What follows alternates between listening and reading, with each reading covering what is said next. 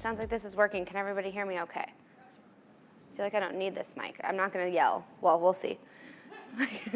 Well, welcome everybody to today's workshop. I'm excited to kick off Content Marketing Conference 2019. How many of you guys came last year, or how many of you have been here before?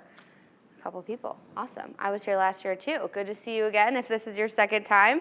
But today we are going to be talking about how to move your prospects through the customer journey. And we're going to do this by having a solid content and digital marketing strategy. Are we caffeinated? I feel like everybody's working on it. Okay, we'll have a break soon-ish so you can get some more coffee. All right. So I know that you probably didn't receive this via email, but we have a workbook for you. So if you guys, for those of you who don't have a computer, if you just write this down, I really recommend going back to your office, your house, and really actioning upon this workbook. And what this workbook will give you is an actionable, documented content marketing strategy. So we're going to be referencing it throughout today's presentation. So if you do have a computer, I recommend going to this, downloading it. It's a little more user-friendly if you do have Adobe Reader. And make sure you download the document and don't access it in the browser because you won't be able to save your work that you just worked so hard on. So again, if you don't have a computer, make sure to take that down. And we won't be getting through all of this today. We won't even be touching on half of the workbook. So I really recommend to go home. There is homework, and if you're able to in the next 3 to 5 days, now that this information is fresh, write that down, and this will really allow you to have a really good starting point to work on your digital marketing strategy. And there's a link right here, vert.ms/CMC2019. I'll be referencing it throughout the day today. It's on every single slide, so if you didn't catch that link, you can find it there as well. All right, so the reason that we're all here, right? Client results. This is a case study that we put together of all of the clients that we work with at Vertical Measures that have been working with us for an extended period of time. So you can see after working with us for 20 months, our clients on average are receiving a 20%, 3 months, are receiving an increase of 20% increase in traffic growth. And then after that 12 months mark, we're seeing a 66% increase in traffic growth. After 2 years, that grows exponentially to 167%. And you can imagine what it's like after having implemented an effective digital marketing strategy for the long term. And as you can see here, we're seeing 20% increase after 3 months. So why does it take so long to see some sort of results? It takes a long time to come up with content ideas that your audience is actually searching for.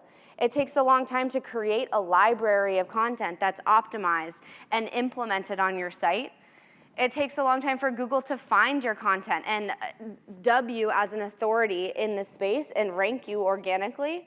And it takes a long time to create relationships with people. So we'll be talking about how we can build relationships once an individual has found out about your brand, and that's all about lead nurturing. So we'll get into that a little bit later, but it takes a long time.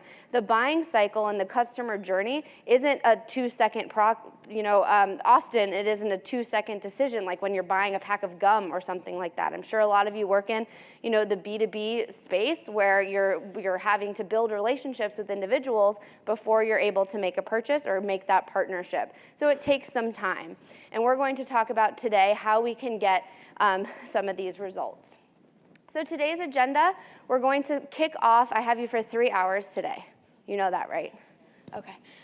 So we're going to kick off by understanding why we're here today, an introduction to content marketing and digital marketing. We'll jump into the customer journey. So what steps is an individual taking to find out that they have a problem, to consider you as a brand, to purchase from you, and to become a brand advocate for you?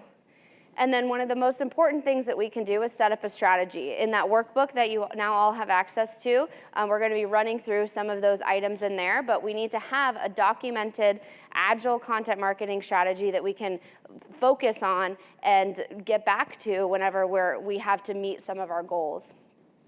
Content, once we understand who we're creating this content for in our strategy, we need to be creating that content, coming up with hundreds of content ideas. I'm going to give you some tools that can help facilitate and streamline this process. We're going to talk about which pieces of content resonate with which people at which stage in the customer journey. And then we'll take a quick coffee break, get some caffeine in you again because you're going to be falling asleep. I'm just kidding. I'm not going to dance or anything, but I hope you don't fall asleep. And then we'll come back for an hour and a half. We'll talk about how to optimize all of that content that you worked so hard to create. We'll talk about some do-it-yourself SEO optimization, so on-page optimization, and then how can we attack some of those foundational technical SEO optimizations to help your website perform really well. And then once you are able to once you've created all of this content, how can we promote this content via paid efforts, putting it in front of the right people at the right time where they're already hanging out online? And then once we get an individual to come to our website, how are we doing at converting them? Are we testing different forms on our site, different colors, where the calls to action are placed? Are they above the fold? And that's all about conversion rate optimization. So we get the same amount of traffic onto our page, but let's optimize that traffic and get them to convert at a higher rate through some of these tests. And I'll talk about how we can do that, what tools to use, some ideas for testing as well. And then lead nurture. So once they convert on our site, maybe they are filling out a form, maybe they are downloading an ebook. We want to be capturing their information, their email address, and starting that relationship with them, keeping in contact with them through email. People are on their email all the time. I'm sure all of you have it open right now. People are engaging with email content more than they were before. So we need to be getting in front of them where they're already hanging out.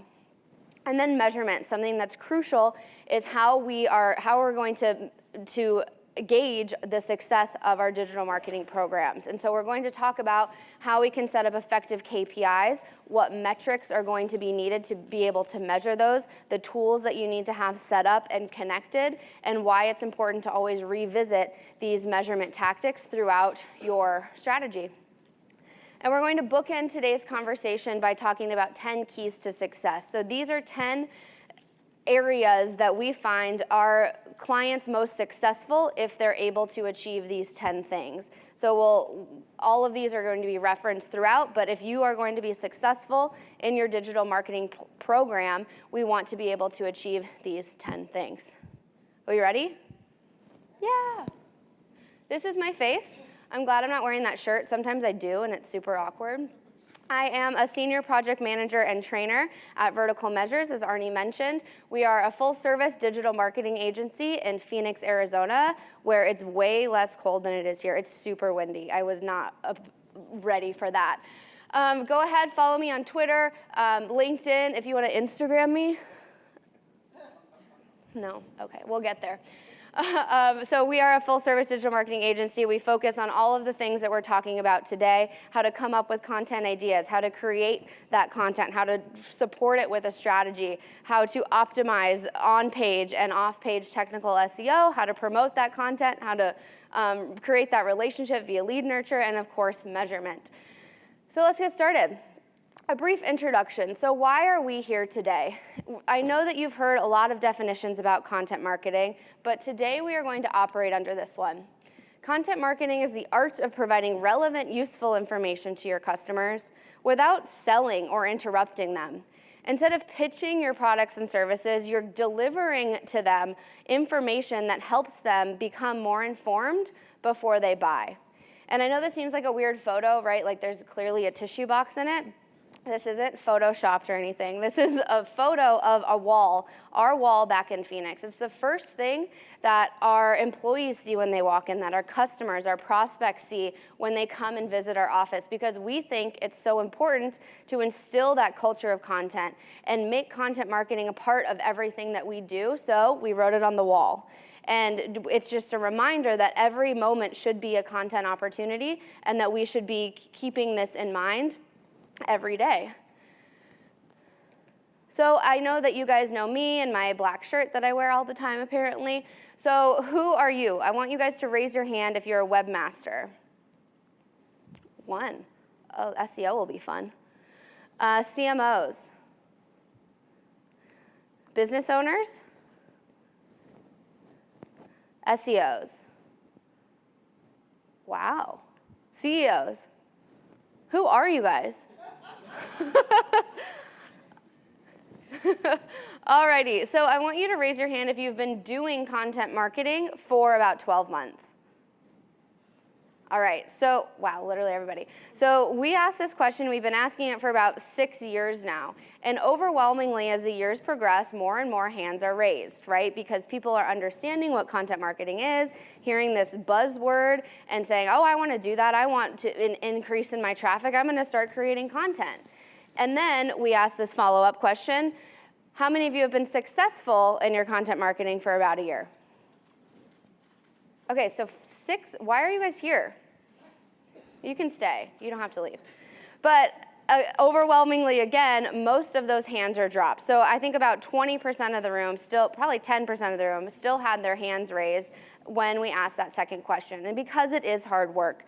I know in the results slide, we talked about how it takes a long time for content marketing to be effective for your business just because of it takes a long time to create content, build relationships, etc.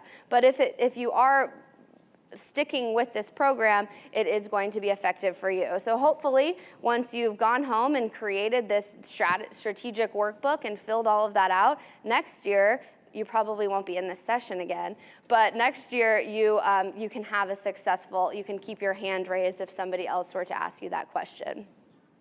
So I want to talk about how much we should be spending on marketing, and these little circles with the numbers in them are an indicator of where you should be looking at your workbook if you have it in front of you.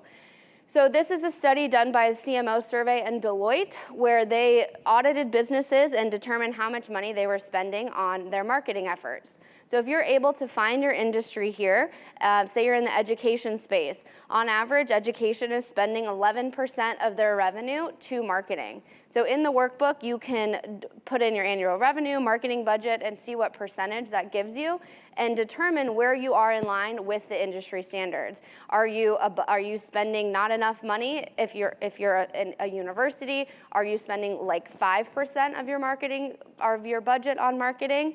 If so, maybe what do we need to do to get in line with industry standards? So just a good baseline to determine where you're ranking. And so why are we doing all of this? Why are we creating all of this content and getting in front of individuals at the right place at the right time? It's because people's brand loyalty is kind of shifting to where it used to be. People aren't necessarily brand loyal anymore. Here you can see that the loyalty is the green and brand indifference is the orange right there. So we see that people, I was actually surprised by PCs. I'm like a Mac girl for life. I don't even know how to use a PC. I have to right now, and it was very challenging. But that was actually surprising to me.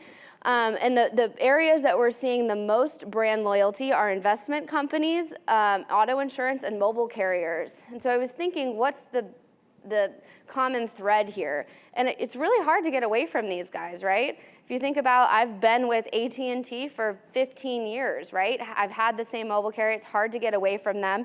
And maybe that's why people are brand loyal, just because they can't get out. But we need to be creating content for them because people are going to make split-second decisions if you're meeting them where you're already hanging out on Facebook. Maybe you're cereal brand or something like that. People are making decisions based on what is in front of them. So we need to be available with that content because people are going to shift their decision making, not because it's not based on brands anymore.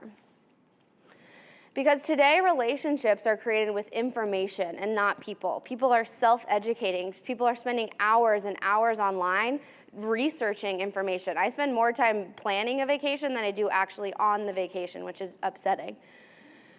And 57% of that customer is 57% of the way through their journey before they even talk to a salesperson. And 67% of that journey is completed through digital channels. So we need to be creating that content to help answer the questions that people have in a digital capacity because that's where people are consuming their information and they've already almost made the purchasing decision before they're even talking to your sales team. So I want to talk about the way that the online customer journey has shifted over the years. So the old way that marketing and sales had this sort of relationship was that marketing was really only in charge of that awareness level content. So maybe they were responsible for designing and paying for a billboard or a radio spot.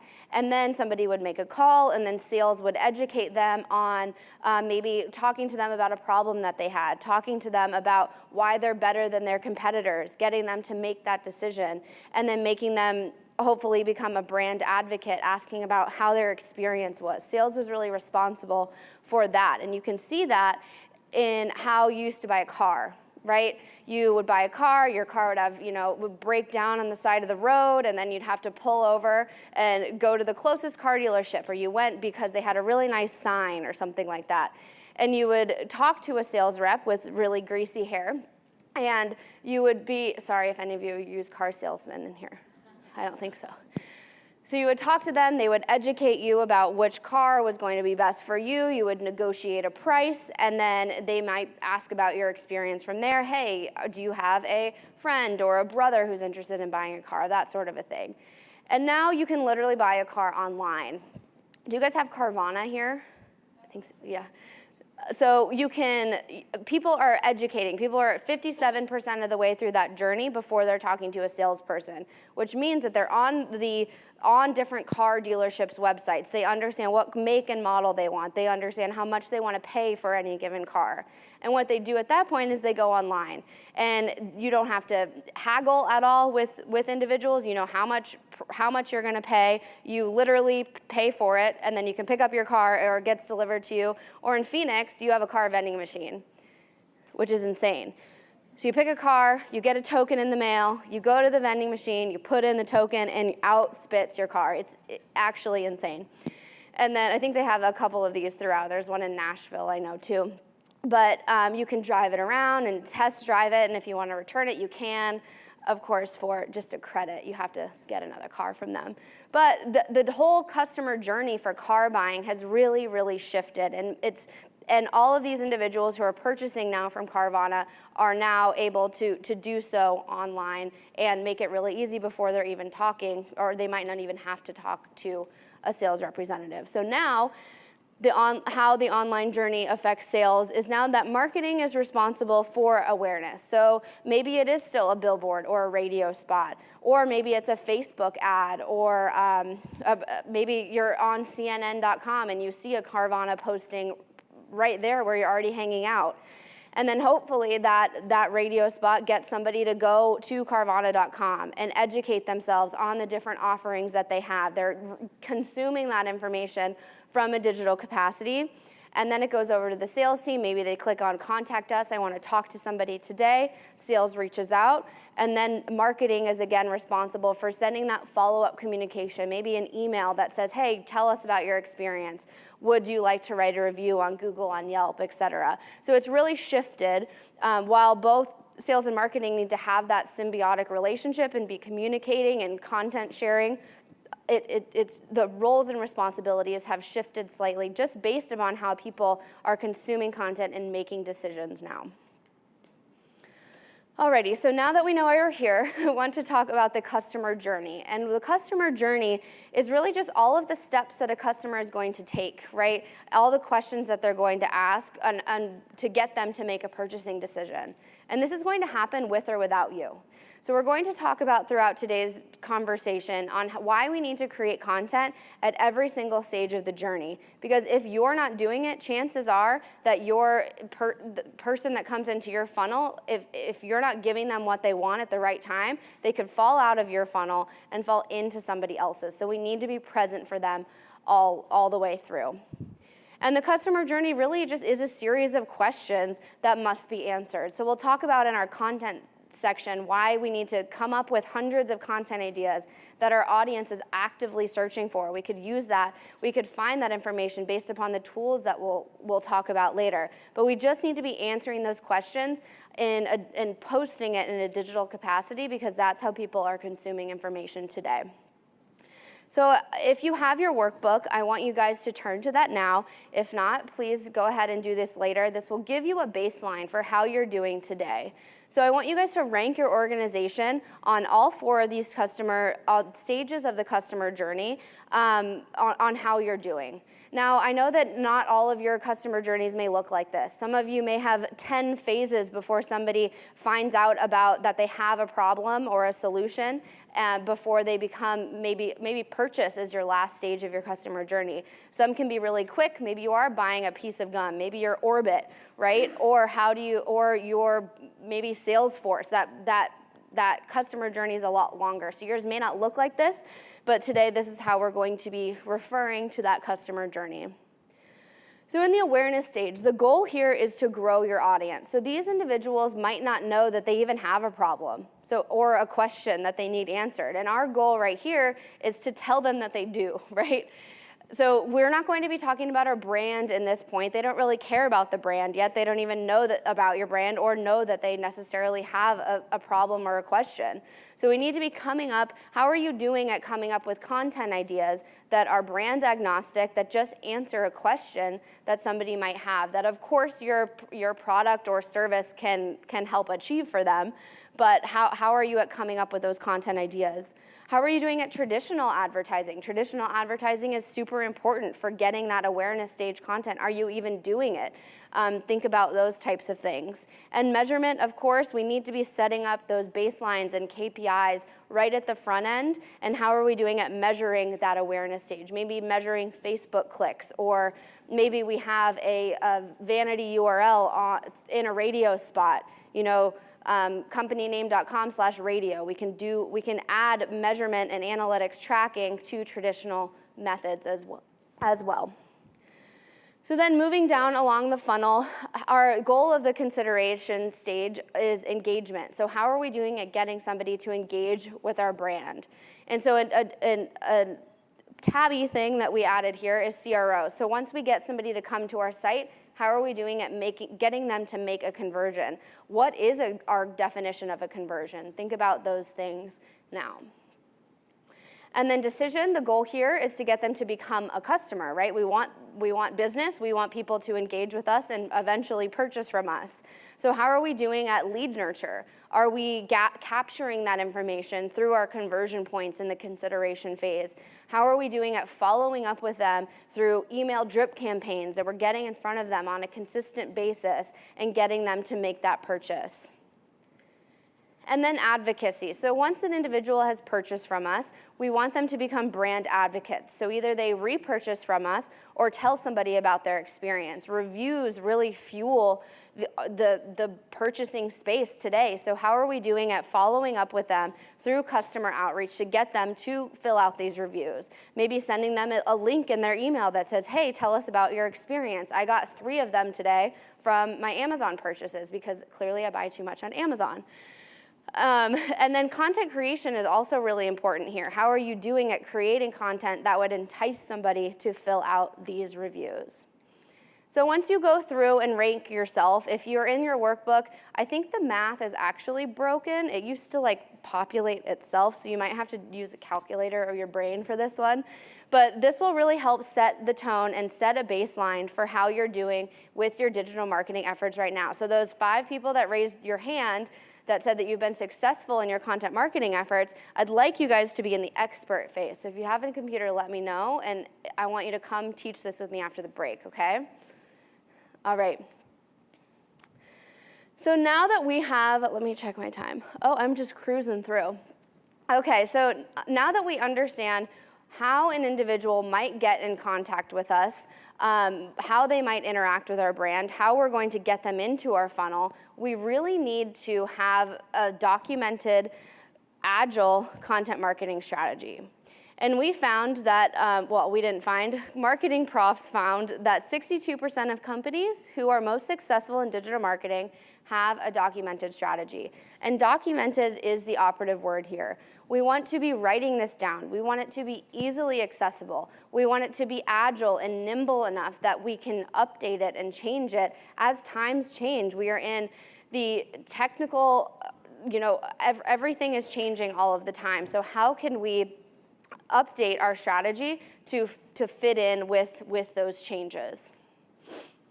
So we need to have just the right amount of strategy. Having no strategy at all is going to be a little difficult. It's going to be a little bit crazy, right? And having too much strategy doesn't allow us to be able to iterate upon it and test different things that are working. So we need to have a good balance and be right in the middle of having a strategy at all, right? We want it to be nimble, but we don't want it to be too strict, because without a strategy, this is 50 cent. Isn't that embarrassing? Or 50 cent? I don't know what the kids say. But we need to have a strategy, because we're just throwing shots in the dark if we don't. We need to have something that structures our digital marketing performance. So some basic elements of a digital marketing strategy, some questions that we want to be asking ourselves. What are our business goals? Why are we even doing this in the first place? We'll talk about how we need to come up with different sets of goals and different types of goals in order to be effective. We need to understand who our audience is. Who are we doing all of this for in the first place? Who are we creating this content for? Who do we want to be our customer? We want to start also by doing an analysis. We want to audit our competitors' sites. We want to audit our site. So maybe we start with a technical SEO audit. While we can't necessarily audit our customer sites, there are certain tools that I'll talk about that can help you glean some information about maybe what they're doing well or what they're not doing so well. And then strategy. So these are all about strategic initiatives, which is different tactics that can help you achieve your goals. And we'll talk about later why we need to tie these tactics, these strategic initiatives, back to our business goals, as well as back to our audience's needs. We always want to keep our audience in the forefront of our minds. So business goals, what are they? Do you have an overarching goal for your digital marketing efforts? And how can content marketing help you achieve those goals? So we need to be talking about specific hard goals, which are specific and measurable. So these are things like, I want to increase my organic traffic 30% in the next year. Or I want 7 more leads per month for the next 6 months. Something like that, things that are really measurable, that you can capture that information from any sort of analytics tool like Google Analytics, which we'll talk about later, but things that you can really tactically measure. But then we have our soft goals, and these are more lofty and aspirational. So I want to be the best. I want to be a thought leader in the space. While you can't necessarily measure these are very, very important to help you get to where you need to be. So we need to always be thinking about our goals. These will really help us in our measurement section, which we'll talk about at the end. How do we need to refine our goals based upon what's actually performing and what's not? And our goals can be changed, right? If we're exceeding our goals after 6 months, maybe we need to refine our goals, and maybe we need to beef that up a little bit. And then our audience. Our audience is a critical aspect of any sort of digital marketing or content marketing program. So who are they? If you're just starting out, if you don't know who your audience is or who you want them to be, there's lots of tools that you can use that we'll talk about later that can help you identify and develop personas to help target and understand who you want to reach out to and when. We need to think about, what are their problems? What annoys them?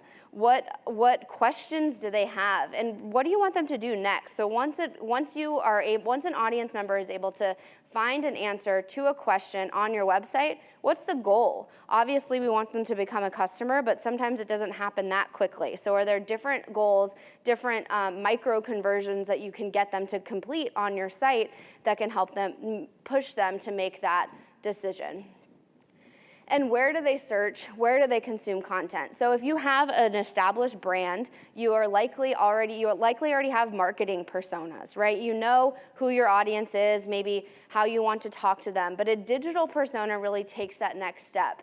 It understands where they're searching online and how they're consuming content online. So these questions are integral in how you're going to be creating that content for these people, because 62% of them are consuming that content through a digital means. So with our audience, in order to come up with who your audience is, who you want them to be, we need to be capturing data about these people. So if you don't know who your audience is, tap into your sales team. Tap into them and ask, who are you talking to? Who gets you through the day with questions that you're answering with answers to the questions that they are asking. So the frontline staff is able to tell you all of this information, who's reaching out to you, who are they talking to, maybe on cold calls that they're facilitating. Google Analytics, we'll talk more about this later, but it's a free tool that you should all have set up. We can help you set that up today if you don't have it set up already. But this will allow you to understand who is interacting with your content, with your site. It gives you lots of information of how people are interacting on your site. And social analytics. So while Google has analytics of your website, there are lots of analytics tools. All different social platforms have their sorts of analytics. So you're able to say on Facebook, at 7 p.m., more people are engaging with my content. At maybe noon, more men are interacting on LinkedIn or something like that. So you're able to glean information about your audience on these social platforms in order to get in front of them when they're actually hanging out online.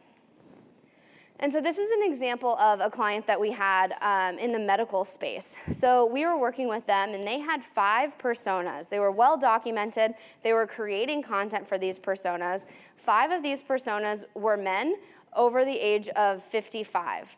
So we said, and something wasn't working. They weren't able, their content wasn't performing as well as they had wanted it to. So we took a look at the data. And we found that in Google Analytics, this free tool that they had access to showed us that 60% of the people engaging with their website were female. And on the other hand, the age demographics, which is also found in Google Analytics, a majority of people interacting with their site were between the ages of 25 and 44. So we found, based upon the data, that they were missing out on an entire persona, an entire subset of individuals who were working and engaging with their site. So they were a healthcare company. And while they were targeting, CFOs and doctors who happened to be men over the ages of 55, they were missing out on that frontline staff of receptionists, office administrators who were searching for information that would have helped that business. And so what we did is we replaced one of the 5 personas with a female receptionist, and they were able to see some traction because now we were creating content for that specific persona. Now, we didn't add another persona here because we want to keep it, we don't want to be creating content for so many people all of the time. We want to have a focus. So what we did is determined which persona maybe wasn't relevant anymore. So we just had 5 after that. So data can really help make informed decisions, and we'll talk about it later, but why the data is super important. And here you can see an actual example of why we were able to make this decision and that it worked for them. So once you have this information, once you've answered all of these questions, how do you turn that data into a persona? So here you have, we're asking different questions about an individual. And I'll show you a slide, actually on slide 21, you can fill this in on your workbook, and I'll show you some tools next about how you can get this done for you digitally. But we want to ask certain questions about our personas. Who are they? What's their occupation? Maybe their income, if that matters. What makes them mad? What are their pain points? What do they need? And especially, what pieces of content are they interested in consuming? Or where are they interested in consuming it? We know that millennials are interested in video content, that short form, maybe listicles or quizzes. We know that based upon research and data. So how can we put that into a persona? So what we do back in Phoenix is every time we create a piece of content, we want to make sure it ties back to a persona. We want every piece of content to have a specific business goal and tie back to the person we want to make a purchasing decision from this piece of content. So what we'll do is we have personas for all of our clients, and they're housed digitally in a client-specific folder. And whenever our content team is going to write a piece of content, they'll pull this up and they'll say, "This piece of content I'm writing for Liam McPherson," which is the name. This is a very specific name for I'm writing this piece of content for Liam. So how can I gather information about him? How can I use this information to format and create that piece of content? What type of content should this be based upon that persona? So this is really, really important. And these are those tools I talked about. If you don't know who your personas are, I would recommend upcloseinpersona.com. This will ask you some probing questions about who is interacting with you today, who do you want to interact with you, who do you want to be your customer, maybe if you're not engaging with a specific audience. And then extensio.com is a really great tool that helps put it in this one sheet. So this is a tool that we use internally to help create those one sheets and create a digital version of this persona. It makes it really visually appealing as well. You can create a little avatar or maybe, volunteer somebody to have a photo shoot and be the persona. I don't know.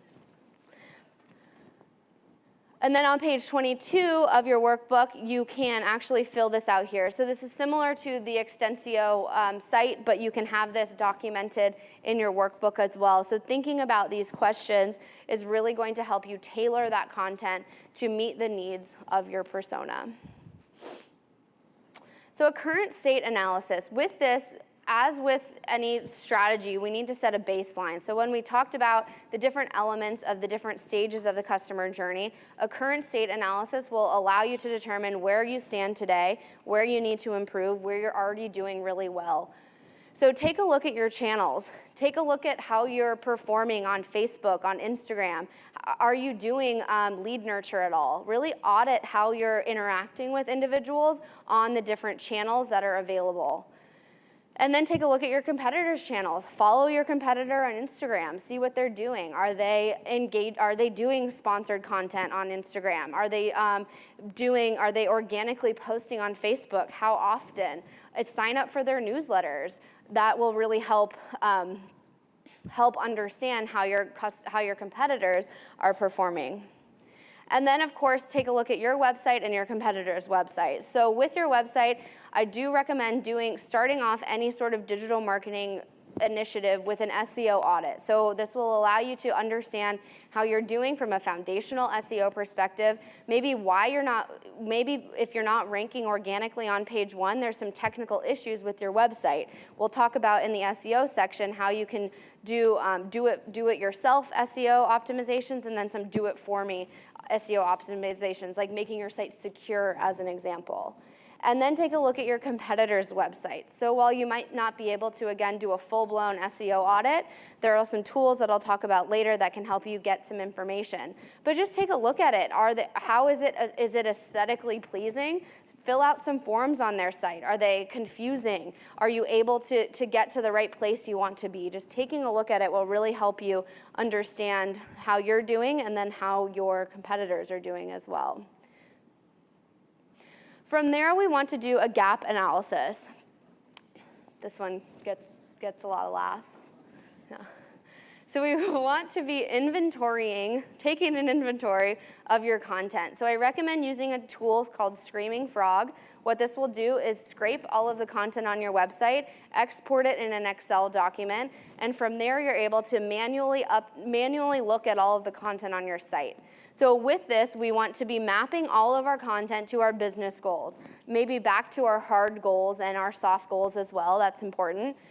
Tie back every piece of content to our personas. We want every piece of content to have a specific goal. We want it to meet a business goal, but also be written for an individual. And where does this tie back to our customer journey? So every piece of is it an awareness piece of content that is just going to make somebody aware that they have a problem? Is it a piece of content on pricing that's more decision-based content?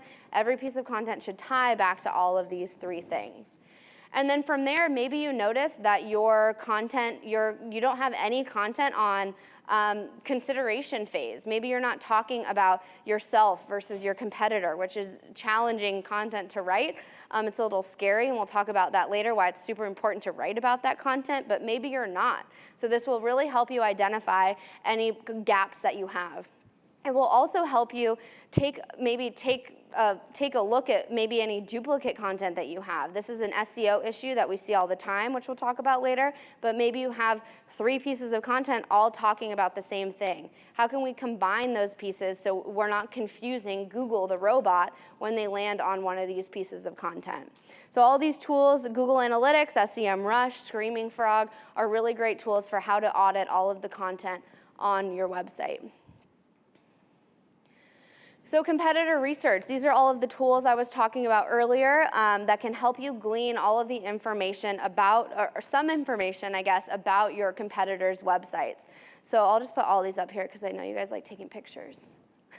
So you're able to see how many links are are all around the internet that are pointing back to your customer or your competitors' websites.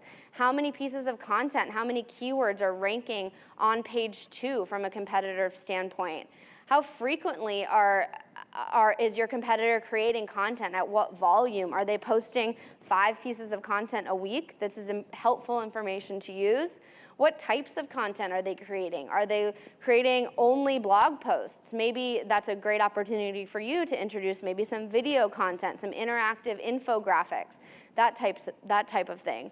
And how is their website organized? From an SEO perspective, we'll talk about why it's important to have a logical hierarchy of URL structure, but how is their website organized? Is their blog housed off-site? That is bad news. If it is, that's good news for you, right? If yours is housed on site, where are they posting their content? And how can we understand how that information can help us? And then strategic initiatives. So strategic initiatives are tactics for how we can achieve our goals. And once we understand those, how can these goals help us achieve our audience's needs? So maybe our goal is to set up maybe partner with a marketing automation tool because we don't have lead nurture. So once somebody fills out a form on our site, gives us their information, we're not following up with them. And it's not that difficult to have a marketing automation tool, set it up, and continue that conversation. So maybe that's a strategic initiative that we have. And we want to ensure that our goals are mapped back to, our strategic initiatives are mapped back to our goals. So here we have some strategic initiatives. Again, I mentioned email automation.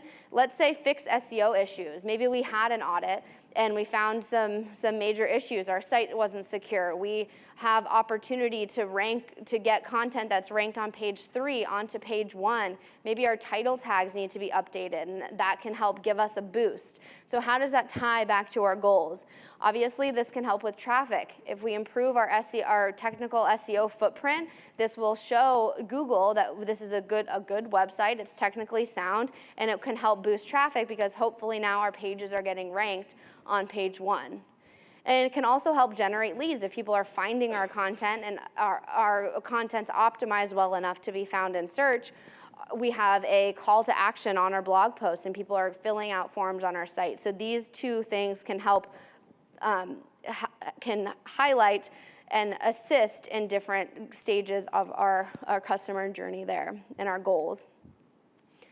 And then again, we want to be mapping these goals back to our audience. So sticking with the fix SEO issues, this can help increase awareness. If somebody is searching for best hotels near me, we want the Westin Waterfront, Boston, to pop up because they have a technically sound website. And so that will increase awareness based upon that high top of funnel piece of content that search is being made for. And then it can help consider the consideration stage as well, because once somebody is searching for a more specific piece of content, they're able to be shown organically as well. But let's talk about email automation as well. So introducing advocacy. So advocacy it's kind of a hard stage in the journey to target, right? But we can really target individuals through email automation in that advocacy stage. So following up with them via email, maybe saying, hey, I saw you bought this product 3 days ago. Tell us about your experience. Like I mentioned, that Amazon sends those to me literally every day. All right, so once we've understood who our audience is, what our business goal is, how we're going to achieve our goals and tie them back to our customer, our audience, we need to think about how we're going to be creating content. So we need to be thinking about what we will create, what pieces of content are going to resonate with our audience.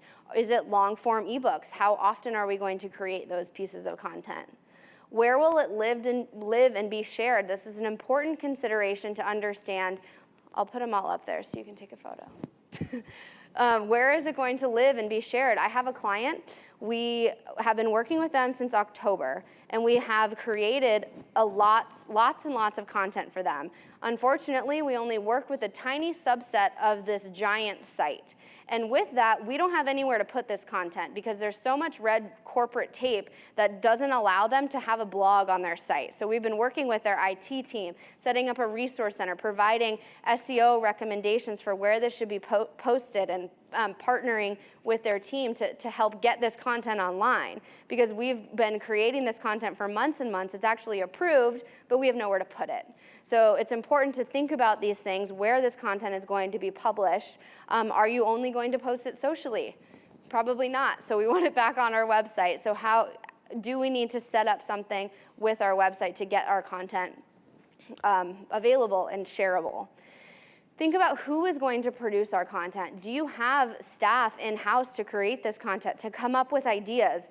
Do you have a graphic designer that can help create an infographic, a videographer that can help shoot video copy? Who's going to be producing it?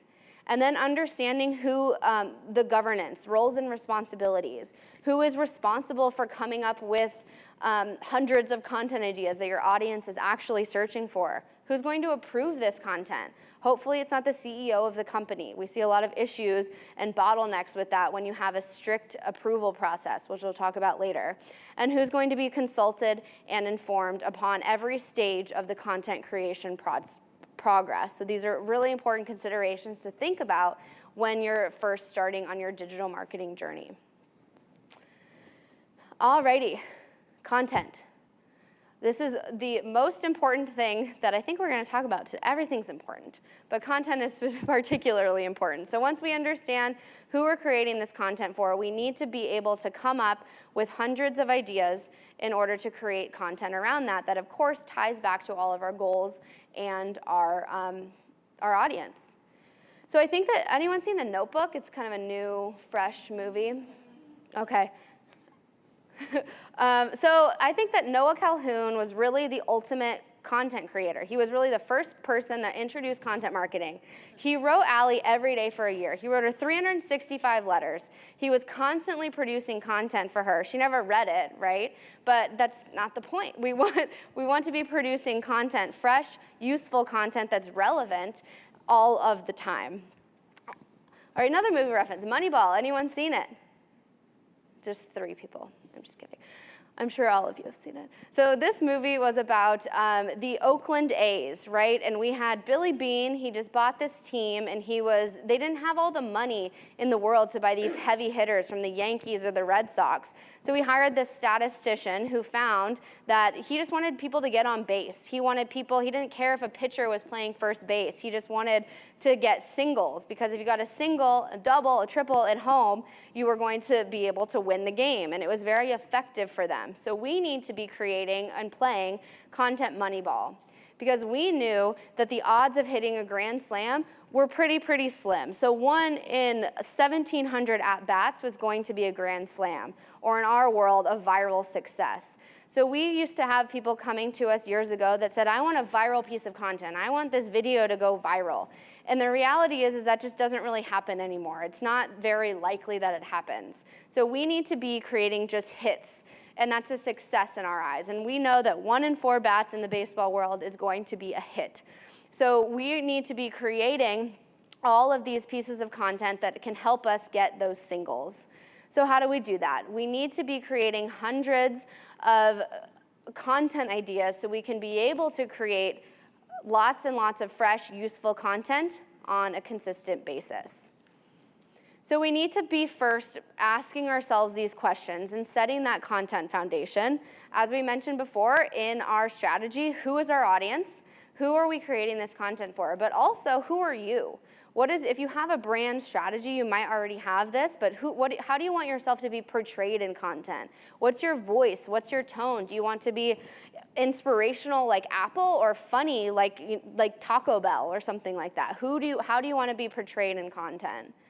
What's going to be different a year from now? Let's say you meet and exceed all of your goals. How are you going to be updating your content goals in order to produce maybe a higher tier of content moving forward?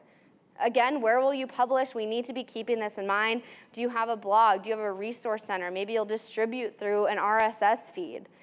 And then why are you creating content to begin with? We need this to be on the forefront of our mind. I'll mention different questions that we want to be asking ourselves, but why are we doing this in the first place? And in order to create all of these hundreds of pieces of content ideas, we need to be deeply understanding our customers' pain points. And we need to be creating content around that, because ultimately that's what people are searching for. They're searching for questions or answers to a question that they have, solutions to a problem that they have. So understanding what irritates them, and we can understand that in our strategy phase when we're really understanding our personas. Understanding that will help us create that content. So when we're coming up with content ideas, we really want to focus on what everybody wants. And what everybody wants is what everybody is searching for. So the data shows us that people are really, I'll just put all these up here. People are searching for these types of pieces of content. How much does content marketing cost? We have an article that ranks #1 for that search term. How much does content marketing cost? Where we break down, while we can't really answer the question in a flat number, right? It depends on a lot of things. It depends on the size of your business, what your business goals are, how much do you need help with. We break down the cost of our hourly rate per service, maybe, and then somebody can determine how much maybe their content marketing budget should be based upon this piece of content. So it might be, all of these things might be scary to write about, but it's what people are actually searching for. And chances are, if you're not writing this content, your competitors are. Problems and issues, maybe you have maybe you can think of an issue that your product or service might have. So I have an iPhone, like the rest of the universe, and I have really bad battery life, right? So I search for how to improve my battery life on my iPhone, whatever it is. And I found that when I searched that, Apple wasn't even showing up on page 1 because they weren't targeting that specific keyword phrase. They were on page 2, which I clicked to, which nobody ever does, and I'll show you why later. But there were all these different articles about how to improve my battery life, and Apple wasn't even showing up, which was really interesting to me. So we need to be focusing on those problems and solutions and targeting those problem phrases throughout our content. Versus and comparisons, this is more consideration and decision stage content, so moving somebody from consideration to decision by comparing yourself to your competitors. Do you have a competitor that maybe you want to pit yourself up against? And chances are that somebody is searching for that, and we want them, even if your competitor might beat you in this piece of content, at least they're reading it on your website, right? They're not reading it on your competitor's website because your competitor didn't write about it. So it might be scary to write, but writing it is crucial, and it's important in order to get people back to your site. Reviews, this is very effective for awareness stage content, right? Reviews are fueling the internet. People are going to Yelp, to Google to find out more information about the product or service before they buy it. So how can you entice individuals to create a review, not make them create a review, right? We want to help them create that content, make it really easy. Have a link to Google My Business that says, hey, click this link, let us know how, review us on Yelp, that sort of a thing, because that will really help entice people to work with you. And maybe conversely, like a testimonial, getting that content about somebody and putting that on your site as well. Testimonials work really well. Best and top, these are great evergreen pieces of content. So what that means is the piece of content can live online for a really long time. While it might need some annual updates, these are great pieces of content to write. Maybe best headphones of 2019. While you might need to refresh it every year, maybe set up some redirects to make the 2019 post, go to a 2020, refresh the list a little bit, but these don't require a lot of updates to keep fresh and relevant. So best and top is good, and people are searching for that information. And then resource pages, people are lazy, right? People want all of the information right at their fingertips, and creating a resource page is going to be really helpful. So every year we edit a piece of content, and it's best content marketing resource, I think it's top 20 content marketing resources. So we have a lot of great content on our website. We have lots of ebooks, lots of videos that we think we do a really good job at explaining what content marketing is. But we also mention our competitors in this list, right? So while that might be a scary thing to do, at least they're reading it on your website. So resource pages are a great way, evergreen piece of content to help get people to your site because they're asking a certain question. So how do you come up with an endless stream of content ideas? I first recommend by asking your staff. Your sales team, your customer service team is answering questions all of the time. I'm sure your sales team has 50 half-written pieces of blog content in their outbox or sent folder right now, right? Because they're constantly answering questions that people have. So tap into your subject matter experts. They know what they're talking about, and they know what people are actually looking for. Go straight to the source. Google Suggests is a great place to come up with content ideas. So I know that have you heard of Google? Okay, so this is a free way to come up with content ideas. So just typing it in the search bar, you're able to see about 10 drop-downs of what people recently have searched for populate right beneath here. So best online marketing M, you're able to see it fill out the rest of it for you. So these are what people are actually searching for. So take a look at this when you're coming up with, if you come up with a content idea, go to Google and type it in and see what else is out there. So let's say we want to click through to best online marketing master's degrees. Here we're able to see on this search engine results page that there is a paid advertisement, top 5 marketing masters 2019, and the 50 best online masters in marketing programs. So if I want to go write this piece of content, I think I'm pretty safe to do so because the #1 search result isn't even targeting that exact match term. If it was, maybe we alter it a little bit to see how we can show up on page 1 for that term. So Google is free, easy to use, quick, so I recommend going to that. Moz is Keyword Planner. Moz is a paid tool. I think they probably have some sort of free trial also, but Moz is really great for coming up with content ideas that people are searching for. They have keywords, they have questions, they have prepositions that you can tap into, and then this can help you. This actually has like competition and frequency, relevancy as well if you're paying for that service. Keywordtool.io is a great tool. This is pulling directly from Google's API. So while Google on its page, so with Google you can see the drop down on the actual search bar. You can see related searches at the bottom that has about 10 additional options. You see people also ask, which is showing up around the 4th position on the page. You can see the answer box right there as well. So lots of pages, lots of pieces of content ideas right on Google itself.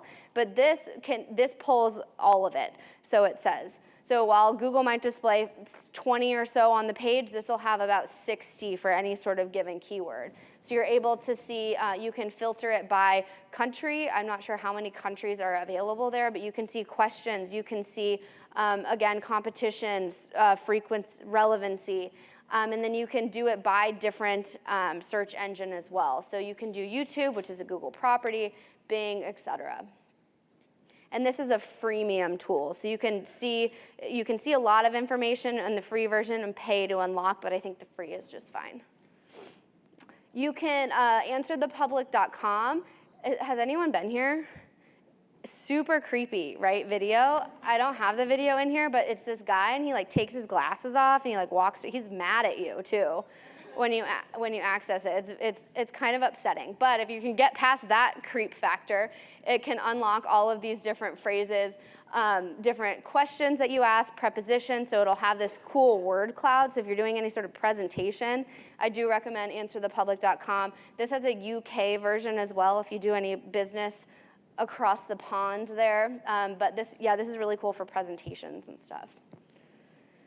YouTube, videos are a thing of the future, right? We need to be creating video content, and to do that, your ideation might be a little different for creating an article as it is for creating a video. So again, YouTube is a Google property, but the search algorithm is a little bit different. So you can search in outdoor light and see all of these options right here.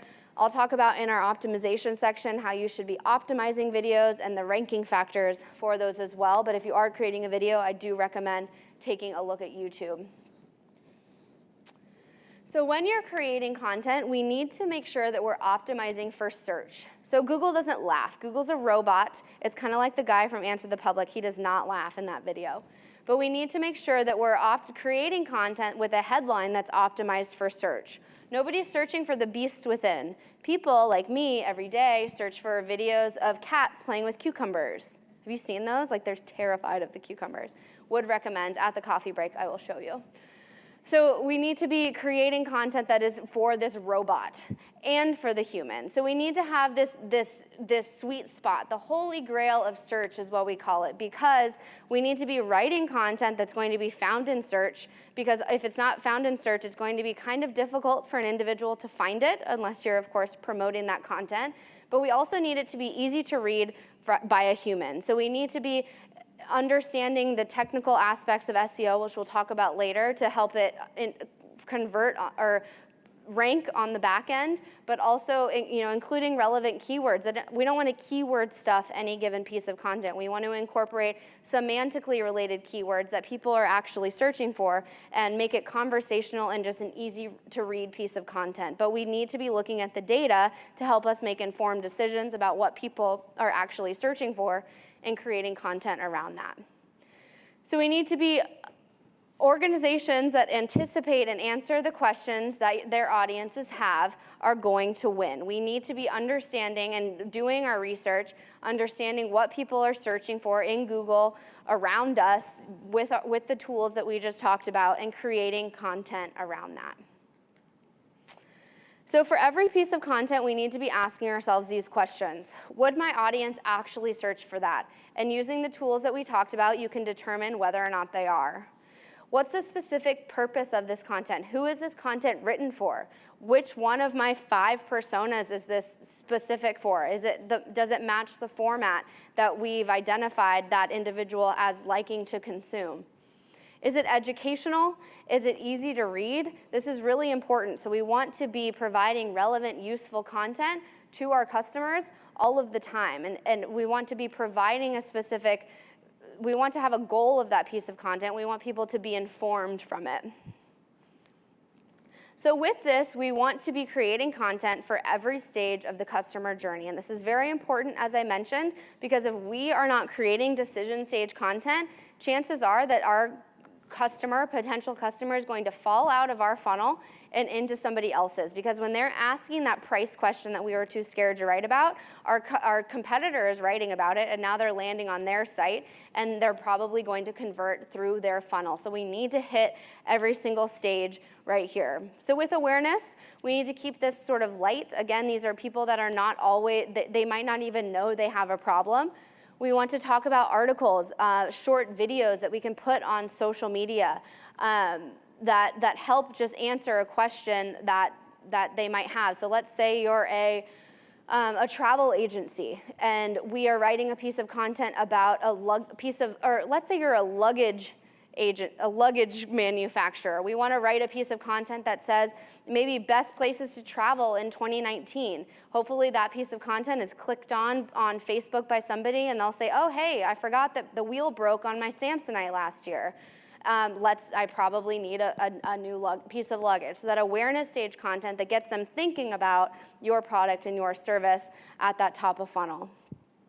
Consideration here, the goal is to capture an email address, to capture some sort of information about an individual. And you can do this through downloadable, gated pieces of content. These are ebooks. These are long-form, well-researched pieces of content that help you be known as the thought leader in the industry. This is also really great for links, which I'll talk about later. If you are a thought leader, people are going to want to link to that piece of content. And in most cases, we recommend gating these ebooks, right? If you're spending all this time, money, and energy creating this long-form piece of content, we want somebody to trade information for this ebook, right? We don't want to ask for their social security number or anything like that, but maybe first name, last name, email is okay for these types of things. Webinars, we can also gate these as well, or not, but people are going to be following up with your webinars. You are the thought leader, and we want to be creating these video pieces of content that are accessible maybe on your site when they're done, but this really helps build that reputation and build consideration. Oh, and newsletters as well. This is a great way to stay in contact with individuals throughout lead nurture. So sign up for our newsletter today, put in your email address, etc. Decision, again, this is all about pricing. We can see different tiers of service offerings that you have available on your site, maybe taking somebody directly to your price page. Comparison, maybe having a specific chart of why your brand is better than your competitor's brand, maybe putting that on your website as well.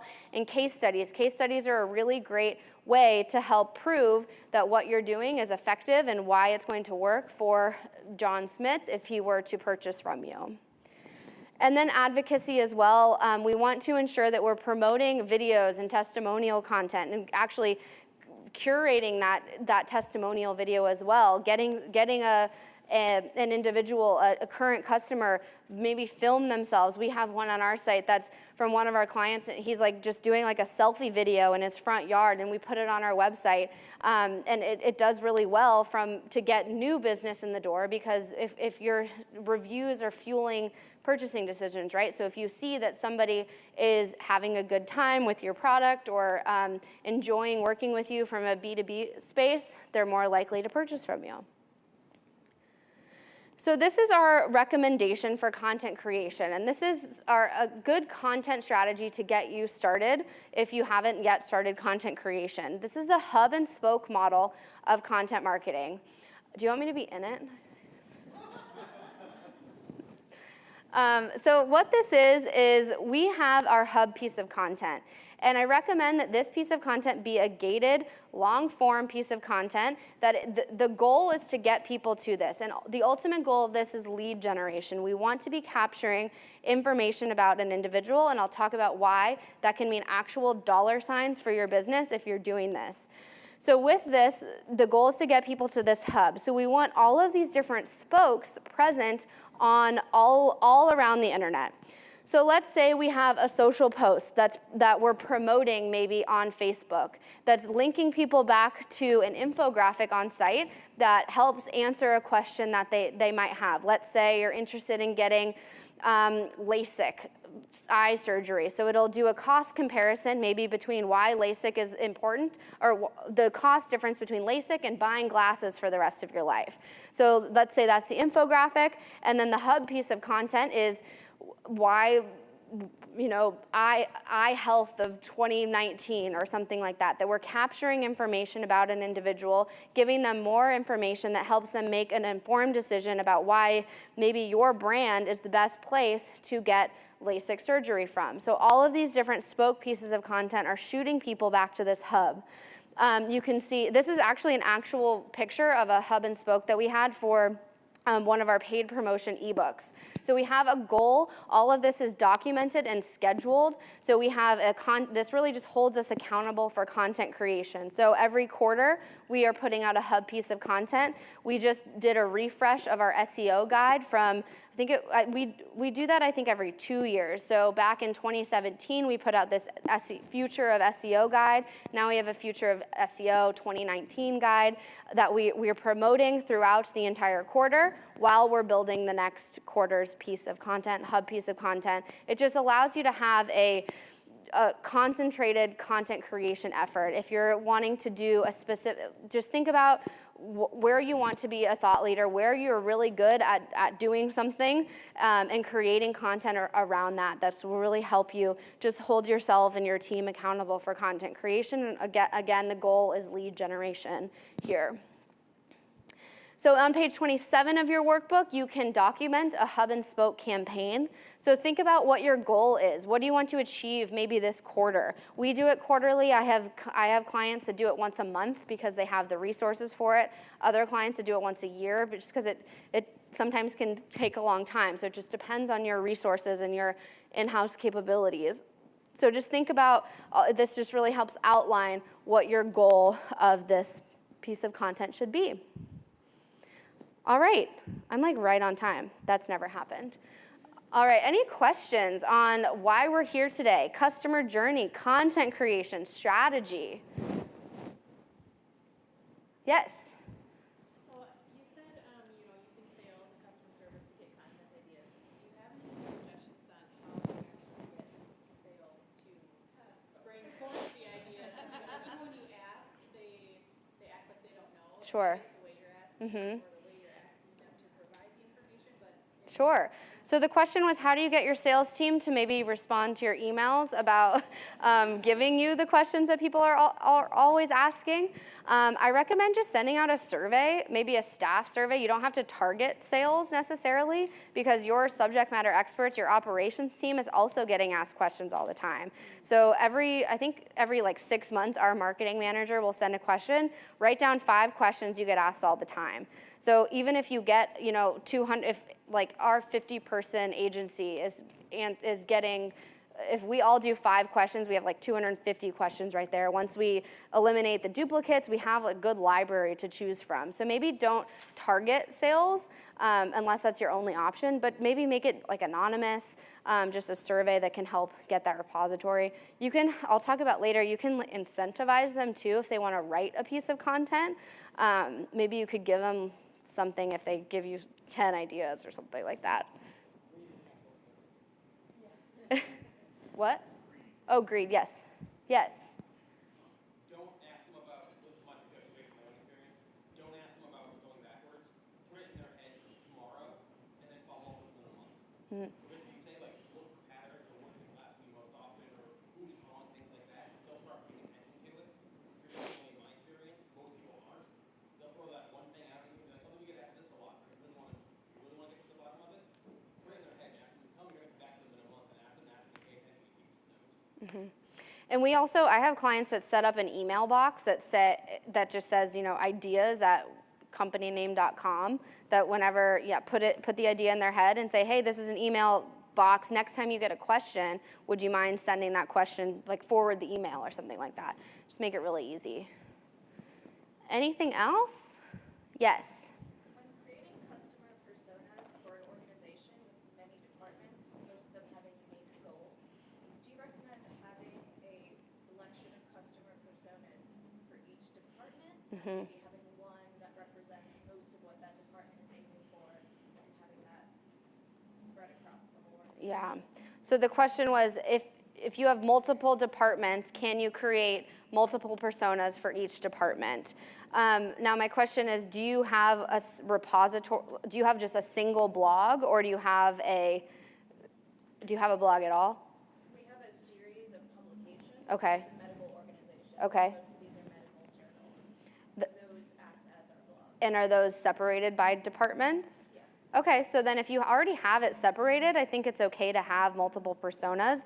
Just as long as you have the publication has a specific goal and has personas and is separated out, I think that's okay to have multiple personas per department.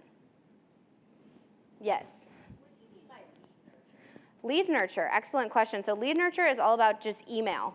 So how do we capture a lead and nurture that lead throughout email? So consistent points of contact after they've made some sort of conversion on your site. Hopefully we're giving them consistent information that's relevant and useful to get them to make a purchase from us.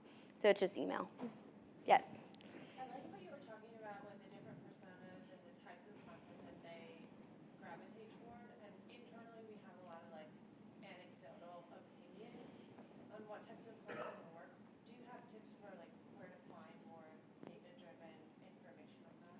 on what pieces of content might work for what individuals. Content preferences for the different personas. Yeah, I think a lot of that in terms of data that's available online is more age-based. So if you're able to associate an age with a persona, that might be helpful. So like I mentioned, millennials like short, easy pieces of content because our attention spans are like a fish. And then maybe like the baby boomer generation likes those long form, research-based pieces of content. Is that like coming from eMarketer, or where would you recommend looking? I think Deloitte has a lot of good studies on that. I would check Deloitte. Do you have any other ideas? Yeah. Yeah. Test it out. Mm-hmm. Content Marketing Institute, too. Google Analytics, yeah. Same content, Yep. in different formats, and see, who's your data on who's Mm-hmm. accessing. Are you trying to figure out the channels where those content? Just types of content. Yeah, I think just the content types. Yeah. Yeah, I also think you can follow what she was talking about with the tools, the research that people are searching for. That will kind of flesh out the types of content. That's when I look at client sites that are saying they're not being very successful with generating tons of blogs and not getting the traffic or the conversions they want. Usually I look at it and find out that they're guessing at the content. And they're like, okay, how do you start off your question? Whether it's a cancel page that is internally. If that's happening, you're probably playing wrong right off the bat. It should all be informed by data as to what, in my opinion, as to what creating next, and forget about, you can almost forget about demographics and almost forget about personas at times if you just create what people are actually searching for.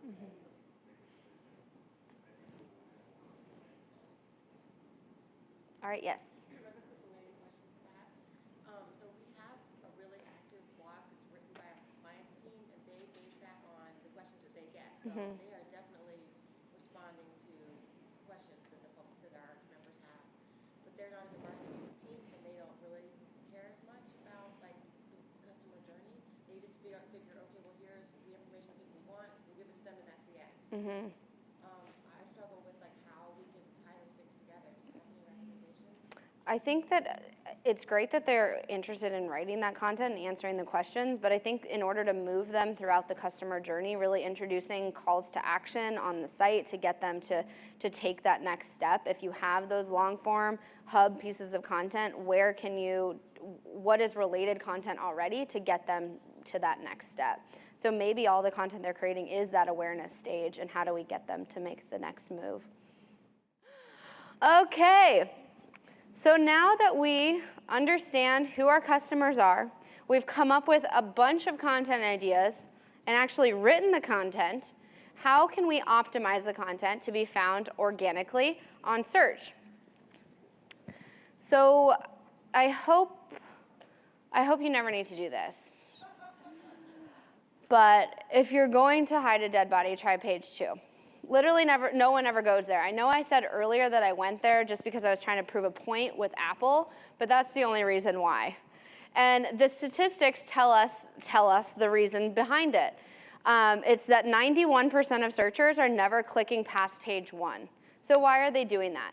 It's because Google is getting really, really good at providing users with the information that they need on page 1. These pages are optimizing their sites effectively from a technical SEO perspective, and they're being rewarded as a result of it. So people aren't clicking past page 2 and page 3. Even the drop-off from position 1 to position 2 is really, really low. So we need to be optimizing our website in an effective way in order to get on page 1.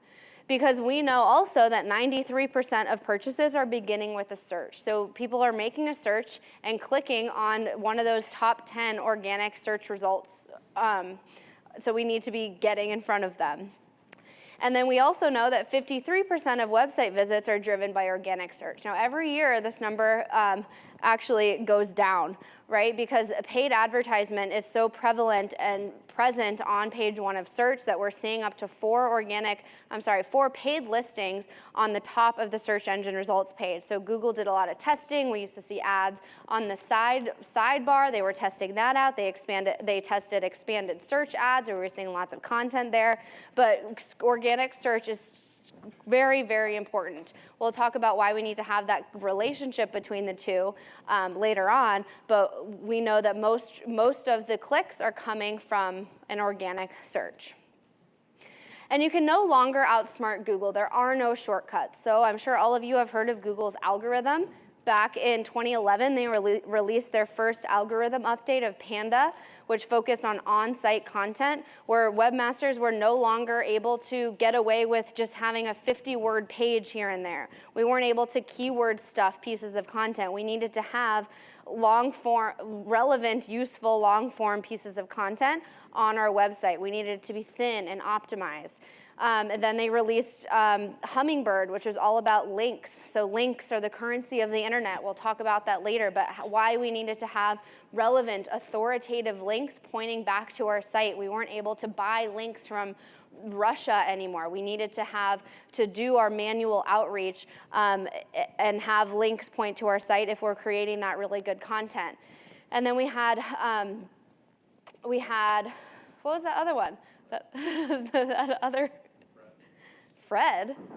Who's Fred? Oh, 2 years ago. Okay, there was a Fred. I'm sorry. So Hummingbird actually just recently came out. Then Penguin was with the links. Sorry about that. So Hummingbird was all about introducing semantically related keyword phrases and making everything really conversational, and also making things creepy, right?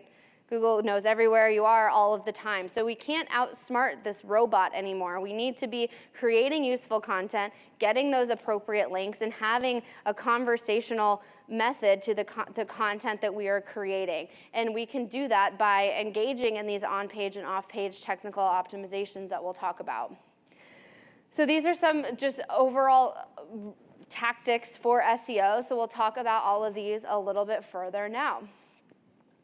We know that the average searcher is spending 7 seconds before clicking on a search result. So what that means is we have an opportunity to capture a user's attention on the search engine results page. And we can do this through a couple of methods. So we can optimize for those clicks and to get on the search engine results page. So here's a SERP here, search engine results page. We can optimize our title tags. So this is that blue link that you're seeing right there. This is also going to show up in your little tabby on your browser. This is what the page is about. This tells Google that this is what you're going to get if you click through to this page. We see that this is one of the highest ranking factors for Google. I do tests with my clients where we change 50 of their top most highly trafficked blog posts, and we can see their rankings are heavily impacted with just slight variations of title tag updates by integrating keywords and making sure that it's what the user is actually searching for.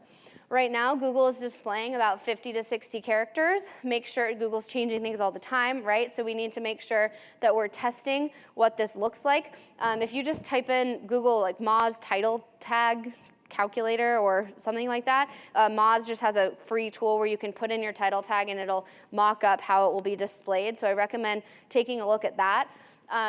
So that top one, you actually, like most of them, have that ellipses at the end there. So while Google is going to read all of the characters in your title tag, it won't display it all. So that might disrupt the user experience.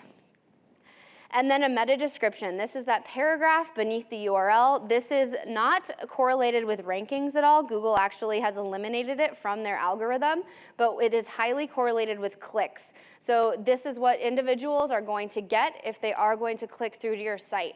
So keywords, it might be a little difficult to see here, but keywords are bolded here, so it's important to include those as well. Maybe ask a question at the beginning.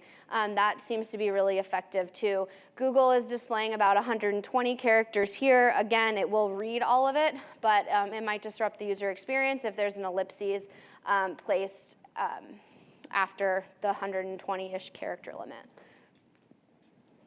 And then we have some on-page SEO optimization. So these title tags, meta descriptions, all the things you see here are all DIY SEO optimization. So if you're going to spend 10 hours creating a piece of content, just take the extra 10 minutes to incorporate all of these on-page SEO items that can help boost the rankings, hopefully, of your piece of content that you put together. So the URL, I'm sure all of you have heard of this. I call it URL, and people don't understand what I'm saying, so I should probably stop that joke. But I mentioned earlier that we need to have a logistical hierarchy here. So we don't want it to say, website.com/resources/XYZ 1, 2, 3, 4, 5, 6. We want it to be easy for the user to understand, and also this will make it easier for Google to understand. So we want it to be logical. So here, convinceandconvert.com/barefacts/database hungover. So you can see where you are on the page. Maybe it's off the resources, off the root, off the services page. Make sure that you're checking with your IT, your SEO partner in order to get this set up in a logistical way. Then we have our header tags, our H1, H2, they go up to H6. I don't think I've ever seen an H6, but make sure that when you're setting this up, you only have one H1 per page. If your site is built on WordPress, WordPress will allow you to have more than H1, so make sure you're doing that human check and only assigning one header tag per page, because that will confuse the Google machine. So while the H1 is similar to the title tag in the sense that it tells you what's on the page itself, H2 and H3, et cetera, just allows you to have a good outline of what that page's content is about. So H2 will explain the paragraph beneath it, et cetera. So just incorporating these really helps Google understand what the page is about, as well as helps move the user's eyes down the page by incorporating these header tags throughout. Yes?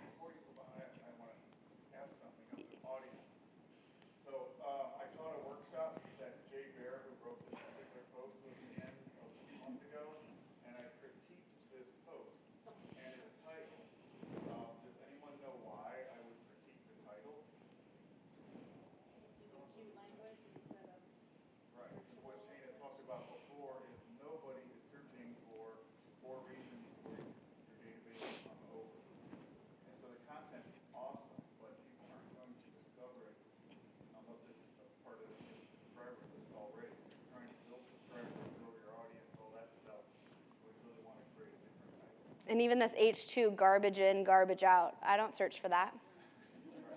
Did he like that when you made fun of him? Oh, yeah. Okay. Yeah. So did all of his friends that were Yeah. Alrighty, and then we have the content itself. So it's important to do your research and understand what keywords people are actually searching for and incorporating semantically related variations throughout. So just having, if you write a piece of content for a user, those related keywords will be present throughout, just as if you're having a conversation. But Google is now smart enough to rank you based upon those semantically related keywords too. And if you confuse Google, you will lose. So some of the items that we're going to talk about are very easily fixed, and because we want to make sure that our website is as easily accessible and digestible to, again, the human as well as the robot. So duplicate content, we want to ensure that we do not have this. We don't want to have this on-site or off-site, and there are several tools. I recommend SEO review tools and SiteLiner, which can help you identify where if and where you have duplicate content across the web. So while Google doesn't necessarily tell us exactly what qualifies as duplicate content, we want to ensure that we're not targeting the same keywords across multiple pages on our site or off of our site. So again, these tools can help you identify which ones those are. While Google doesn't penalize you for this, of course, they will choose which piece of content they think is best at answering the question that this keyword is targeting. So we don't want Google to control how our website is perceived in the eyes of a human. So if you can't avoid this, we can add certain canonical tags to tell Google what we want it to look at and what we don't want it to look at. So make sure you check out these tools, because we don't want to confuse this machine. Nearly 8 out of 10 customers are going to stop engaging with your content completely if it doesn't look good on mobile. So we want to make sure that we're testing our site from a mobile perspective. We're understanding what it looks like and that it is responsive.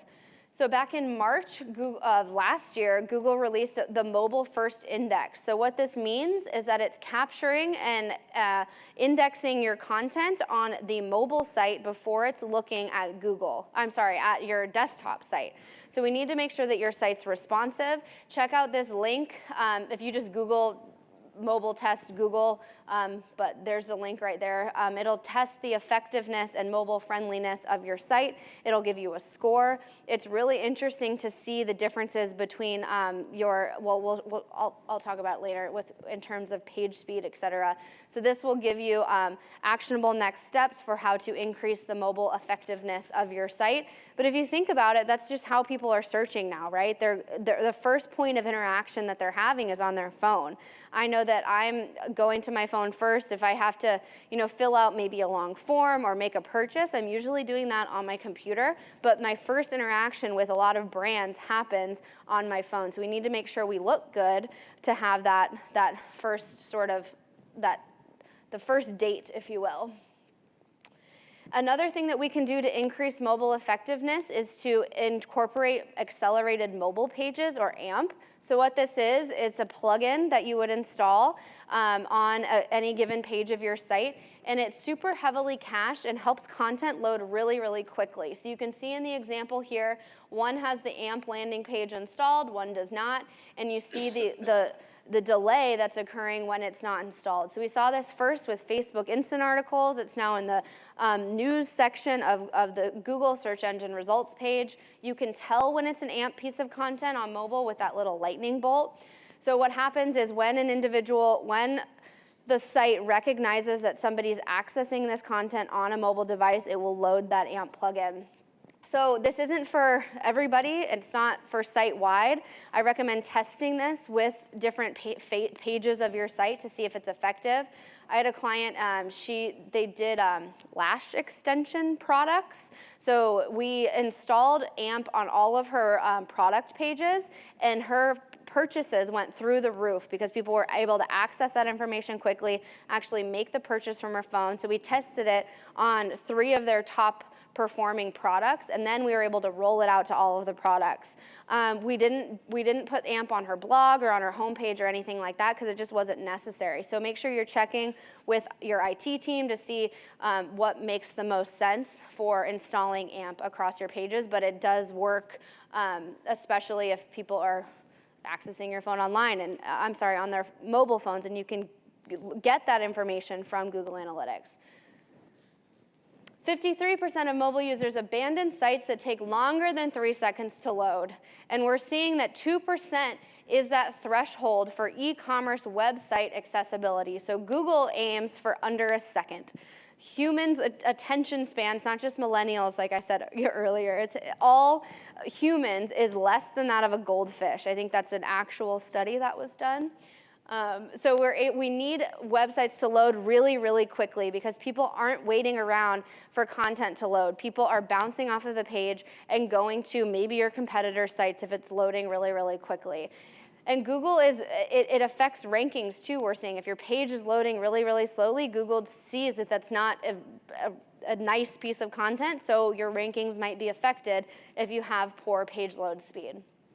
So I recommend all of these page load speed tests. Please, if you're doing this, which I recommend that you do a couple of them, 2 or 3 to get sort of a good baseline. We ran page load speed for my client the other day. She was using GT metrics, and we were using Google Page Speed Insights. Same page, home page, we got completely different numbers. So make sure that you're using more than one to really paint the whole picture. So all of these will give you a score, a letter grade, or a percentage grade, and will give you actionable next steps. It'll tell you how many images are above a certain threshold. Maybe we can reduce certain JavaScript on the page to help it load a little bit more quickly. So Chrome labels, as of I think it was July of last year, Google Chrome browser is now displaying that scary screen that you're all seeing when you hit a site and it's not secure. It's a terrifying screen, especially if you're asking for some sort of personal information, right? I guarantee you I'm not giving you my credit card information if I have to agree that this page is not secure. So you're seeing that you're seeing that warning pop up now on Chrome. It's on Firefox. It will probably come across different browsers as well. So we need to have a secure site. And what that is just you need that S in the URL string. We need our sites to be secure. This isn't. It's a big undertaking depending on the amount of pages that you have on your site. So if you need help, this is a foundational SEO issue that we need to take care of now. More and more sites are doing it, and no one's going to give you their information if you don't have a secure site. So some benefits that we're seeing increased rankings when you have a secure site. If you aren't secure, your rankings probably won't show up on page 1 anymore. Increased security, obviously. If your site's secure, you're going to have more security, right? Everything is hashed and not stored and all of that good stuff. And increased privacy because of all of those things that I mentioned. So we want to have, this is just really detrimental to the user experience as well if they're accessing your unsecure site on one of these browsers that is putting forth this warning message. There are over 1 billion image searches every day on Google. Google has its own index for images. So we want to make sure that we're optimizing our images effectively because maybe they'll show up on the Google image search results as well. So how do we optimize the images on our page? Not only does this affect our page load speed, if we have giant images everywhere, we need to be reducing the file size, making sure they're in the right file type.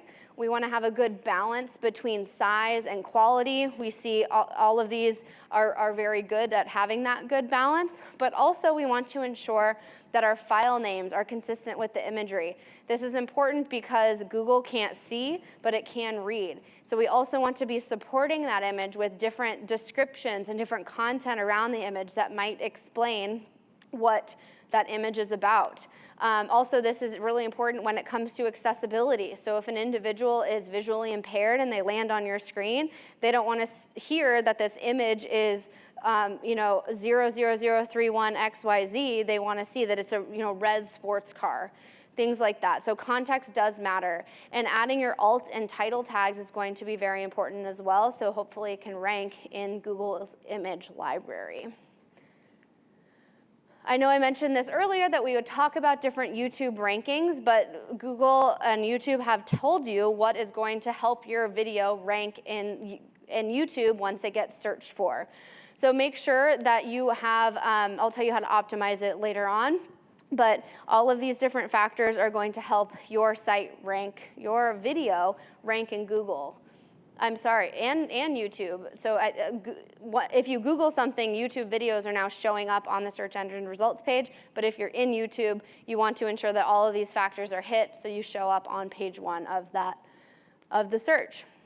So how do we optimize video? We want to ensure we have a specific and compelling title. We want to entice users to click on our video if they're making a search. It's obviously ranking because of all of these factors, but we want to make it enticing to click as well.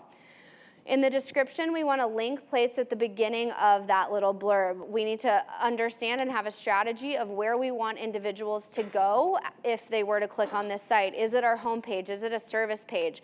What is this video about, and where do we want them to go next? We need it to have relevant tags. This is great for distribution. So individuals who might not have searched for this piece of content, but it has a relevant tag, they might have found it organically, but they can find it in the related searches. So often when I'm searching for why are cats afraid of cucumbers, I'm not typing it in again, like I'm not typing in another vegetable. I'm finding it on the related tags on the sidebar.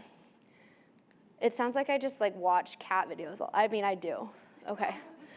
We want to ensure that we have a full transcript that is documented beneath the video itself. Again, Google cannot see, but it can read. So we want to make sure that it's indexable here. And then also from an accessibility standpoint, maybe having more detailed information about the video itself can be present there as well. Any more photos? Okay, yes. The crowd goes wild. Okay. So what is link development? I mentioned earlier that links are the currency of the internet. So the more relevant, authoritative links that you have across the web pointing back to your website, the higher Google will hold your esteem, right? The higher you will rank. And we know that this process we're really just accelerating the process that happens naturally, really, if you've done everything else right. So if you've created this library of content, if you're a thought leader in the space, people are going to want to naturally link to you. And chances are they probably are, and you don't even know about it. But link development really is that personalized approach of reaching out to webmasters and saying, hey, I think that this would be a mutually beneficial thing for us to do. I have this great content that your audience might like, want to place this link on your page, and chances are they'll say yes if you ask them. And links do still matter. Two big head honchos at Google say that it's still one of the top 3 ranking factors when it comes to getting your content onto page 1. So we need to be engaging in a link development strategy, understanding where our audience might be hanging out and might want to link back to us as well. So how do we do this? So back in Phoenix, we have a full link development team. I think they're our biggest team now. There's like 12 of them or something.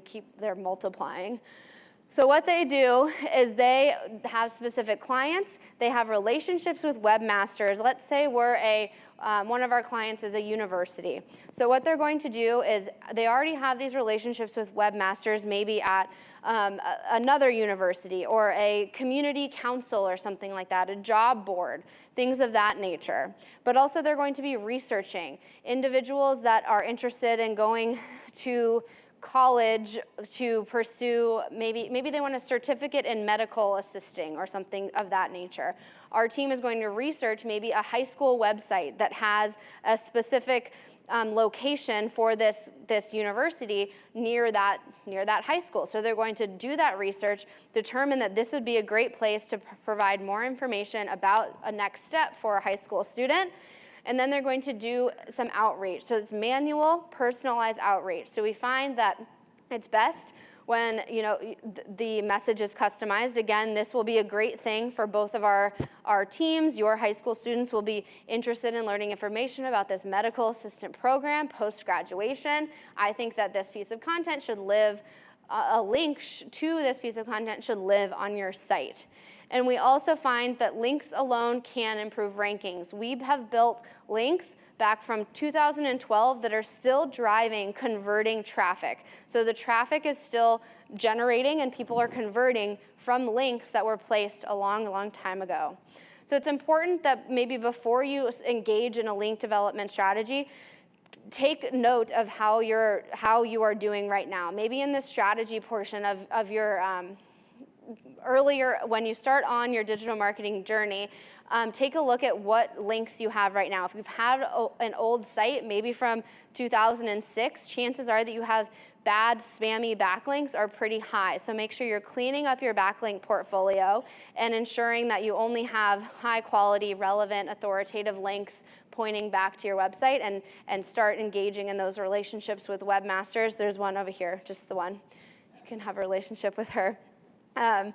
To help improve your organic visibility, because again, it's one of the top 3 ranking factors. I don't think links are the relevance and importance of links are going to go away anytime soon. Questions? Is it scary? People get scared of this. Yes? I know this might be like super early. I'm going to take that away. Yes. With 5G, I've read that there's going to be a considerable amount more voice search. And how do you get started on optimizing voice? I don't even know if people are doing it yet. I don't know that you can optimize for voice necessarily, but it's the same thing. Yeah, it's still a search. Yeah. For the moment, I just keep optimizing what you're talking about. You might just understand that usually voice searches are a little bit longer, so longer tail searches are good to Yeah. I mean, and that was introduced back with Hummingbird in, what, 2013? So I think it's been going around for a while, too. So I think what you're doing now is probably working. Yes? Just to kind of answer to that, I work a lot with Amazon, and I can tell you that you should be building Alexa skills and Google skills, so you're interacting with those smart speaker devices. That's where it's going to be a lot of new voice interaction, as opposed to just speaking to Siri or to the ether. It's going to be proprietary. Great. Yes? So you talked about not having duplicate content across the web. Right now, I use Edgar to post my blog posts to Twitter, whatever, not the same day, but on a random schedule. That's bad. So are you sending people back to your website? You're just posting like a little blurb on Twitter? To go to the blog. Yeah, that's perfectly fine. That's just disseminating content through different methods. So that's your spoke, right? Is that Twitter post? We don't want to see a blog post about, why should I be optimizing for voice search on your blog? We don't want it to be on, the same thing on a PR web or something like that. Yeah. Any more? Yes.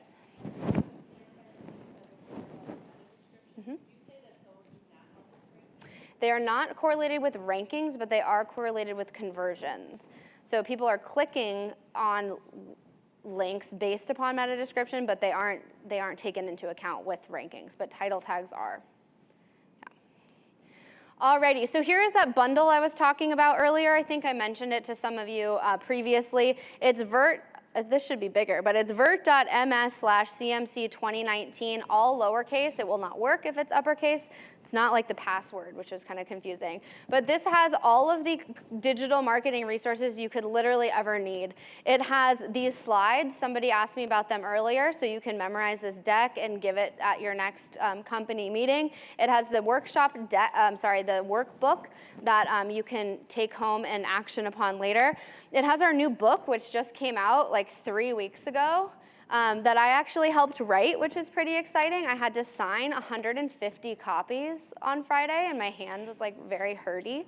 And also, we have just tons of resources. Every downloadable ebook that you could imagine if you're interested in starting up, lead nurture, we have an ebook on that, paid promotion, et cetera. And I did hear somebody mention that, yes, you do have to fill out a form to get all this information.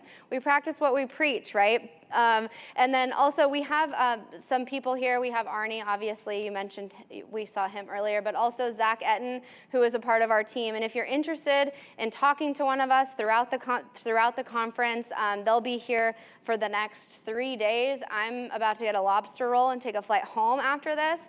But just let us know. There's a little box on there if you want to chat more, or just fill out the information and get all of this cool stuff. Also, this book, I think, is pretty pricey on Amazon, but it's free today. Woo! $42. What? Yeah, it's because my name's on it. Yeah. Yeah, it is full color. It's pretty cool. So yeah, we follow Sophia. We follow her throughout a full customer journey, so it's really actionable. We talk about a lot more than I did today. All right.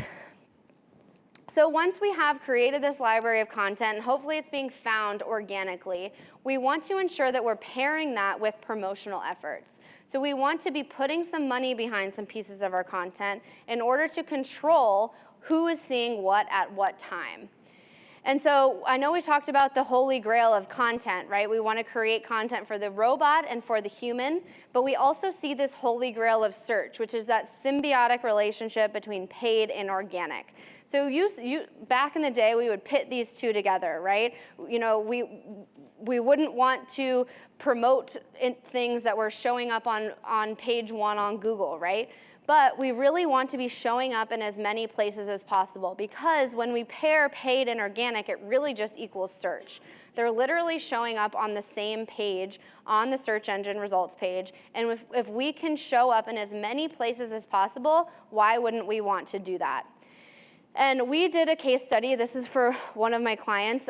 They are also in the higher education space. So they actually said to us, we don't want to promote on branded page search anymore. If somebody types in our university name, we don't want to bid on that keyword. We just want to show up organically. Why would we waste our money on that? So we did a study and proved to them that they should be engaging in a paid and an organic strategy. And we found that when their organic listing was present on page 1, they received a 1.96% click-through rate.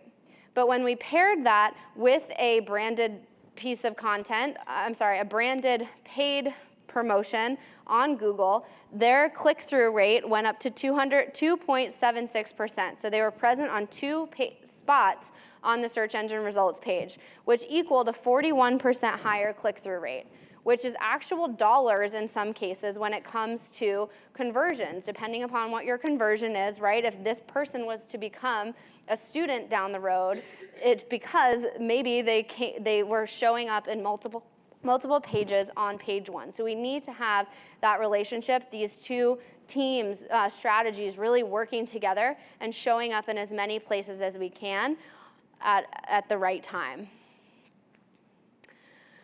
So promotions are really annoying when they don't apply to you, right? How many times have you met like Jessica and she'll introduce herself to you every time? No. It's super annoying. We want to be able to understand different points of conversation and just capturing information about individuals along that customer journey. And we can do that pretty easily with some of these sophisticated tools that are available. And we know that nearly 2/3 of users are more likely to engage with them when they remember their conversations across every channel. So if you introduce yourself to Jessica, she tells you about her dog, Murphy, and then next time you meet her, maybe you talk about that dog. Talk about, oh, hey, maybe I saw this cool new dog toy that you should be interested in. And continuing that conversation across different facets of the web in order to personalize that conversation is going to get people to be more likely to purchase from you. So when we talk about promotion today, we're talking about paid search. So those are all of those blocks that are coming up on Google, on Bing, on, did you know that Ask Jeeves is still a thing? Yep. It's called Ask now. They've rebranded, but I just heard about it. I guess re-heard about it. And then social, this is all about Facebook, LinkedIn, Twitter. You can do all of these promotional tactics on social as well. And then display video, so programmatic advertising. How can we do real-time bidding on an individual? If you are hanging out on the news on CNN.com, and I reach that, I'm in the target demographic of an individual that I should be targeting to, I'm going to receive that advertisement. Maybe it's a video, maybe it's just a display ad. So how do we get in front of the right people at the right time and dependent upon their stage in the customer journey? We could do that by promotion. So if we want your audience to consider your brand, we need to be creating content for them at every stage in the customer journey. And if you want your audience to find you at that time, we need to be promoting it. We need to be paying for that audience's attention in order to get them to move throughout our customer journey, throughout our buying funnel. So who do we target? We already know. We already know who our personas are. We did all of that research and dug through all of that data. We know who we're creating this content for. So we already have this information. And when we focus on which pieces of content and which individuals to target, we need to be focusing on that customer journey. So our designer made this graphic, and it's supposed to be me, but I don't get it. No, I don't get it. Okay, so let's say that Shayna, that's who this is, she wants to buy a green shirt, okay? That's her next step. So in the awareness stage, in order to target Shayna, we are going to need to be creating custom audiences based upon first-party data. So we know individuals that have already purchased from us. So that have already done some sort of action on our site. How do we use that data to create different lookalike audiences to get in front of a different audience? So let's take a look at homepage visitors. We know based upon Google Analytics XYZ about all of the people that have visited our homepage. We can send that information over to Google, over to Facebook, and they can create lookalike audiences or custom audiences and help us get in front of people that look like that homepage visitor. And we can also create, obviously, audiences based upon that digital research that we've already done. We understand that Shayna is, of a certain age, and she likes all of these different things. We know where she lives. We know all of this stuff about her. So how do we get in front of that type of demographic based upon what we already know? Moving on to consideration, we are going to create the same lookalike or custom audiences, but based upon maybe somebody that's taken that next step. So not just a homepage visitor, but somebody who's actually visited a product or service page. Somebody who's more further down along the funnel, who is understanding that I need a new green t-shirt. It's almost St. Patrick's Day in 10 months, right? And we can retarget first-time visitors with next step content. So we see that maybe she's looked at this t-shirt. We are now following her across the web and retargeting her on Facebook when she's online, looking at this information and saying, hey, I saw that you looked at this. You might be interested in purchasing this piece of content. So again, remembering what she's interacted with before and feeding her information that would make her make a decision down the road. Decision content, same sort of thing, but let's take a look at people that have actually converted. So people that have made a purchase from you. What do they look like? What are their interests? What pieces of content have they engaged with? And then you can retarget the repeat visitors with a target CTA. So you know how many times somebody's interacted with your website and get in front of them throughout the web. And you see in this example, we are testing different button colors to see what is performing well. And we'll talk about CRO next, and get them to make a purchase at some point along where they're already hanging out. And then advocacy. Look at her green shirt. Crazy how that happened. So we're going to be retargeting that converted audience with the CTA. Hey, would you be interested in reading and writing this review about me? That would be great. Check out my Yelp page. Here's a Google My Business link. I'm going to make it really easy for you to do that and ask them, how was their experience? How likely are you to refer me to a friend? Adding this and then putting that information, you can use that testimonial information, putting it on a branded awareness post, maybe on Facebook that says, now maybe my friend's gonna see my face on Instagram now and say, I want that shirt, I like green. And then, are you willing to share about your experience? And I was chatting with an individual earlier, and I think the stat is like if you're 82 or 92% more likely to receive a review if you ask for it. So you are more likely to get that review if you just ask for it. Otherwise, you're not going to get it at all.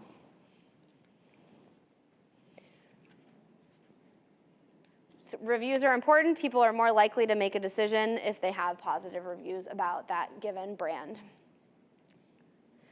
Alrighty, and Henry Ford once said, a man who stops advertising to save money is like a man who stops a clock to save time. We need to be getting in front of people at the right place at the right time with appropriate and targeted content where we remember the conversations that we've previously had with them.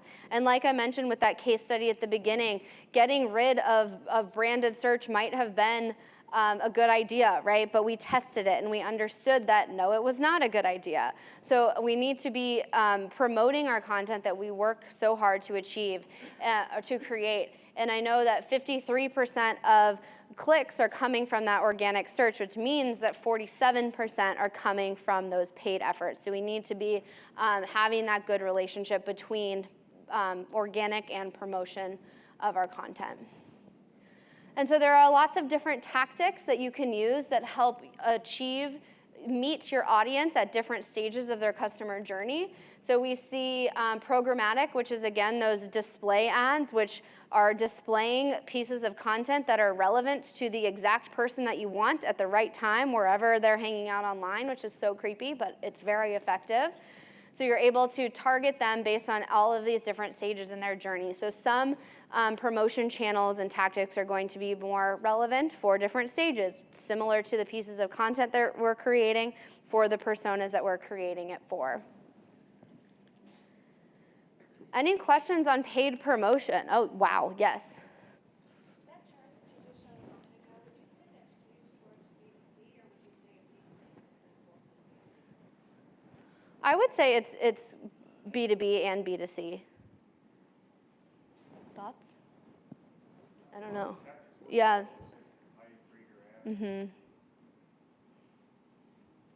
Yeah, I'd say dependent upon the content of your ads as well. Anything else?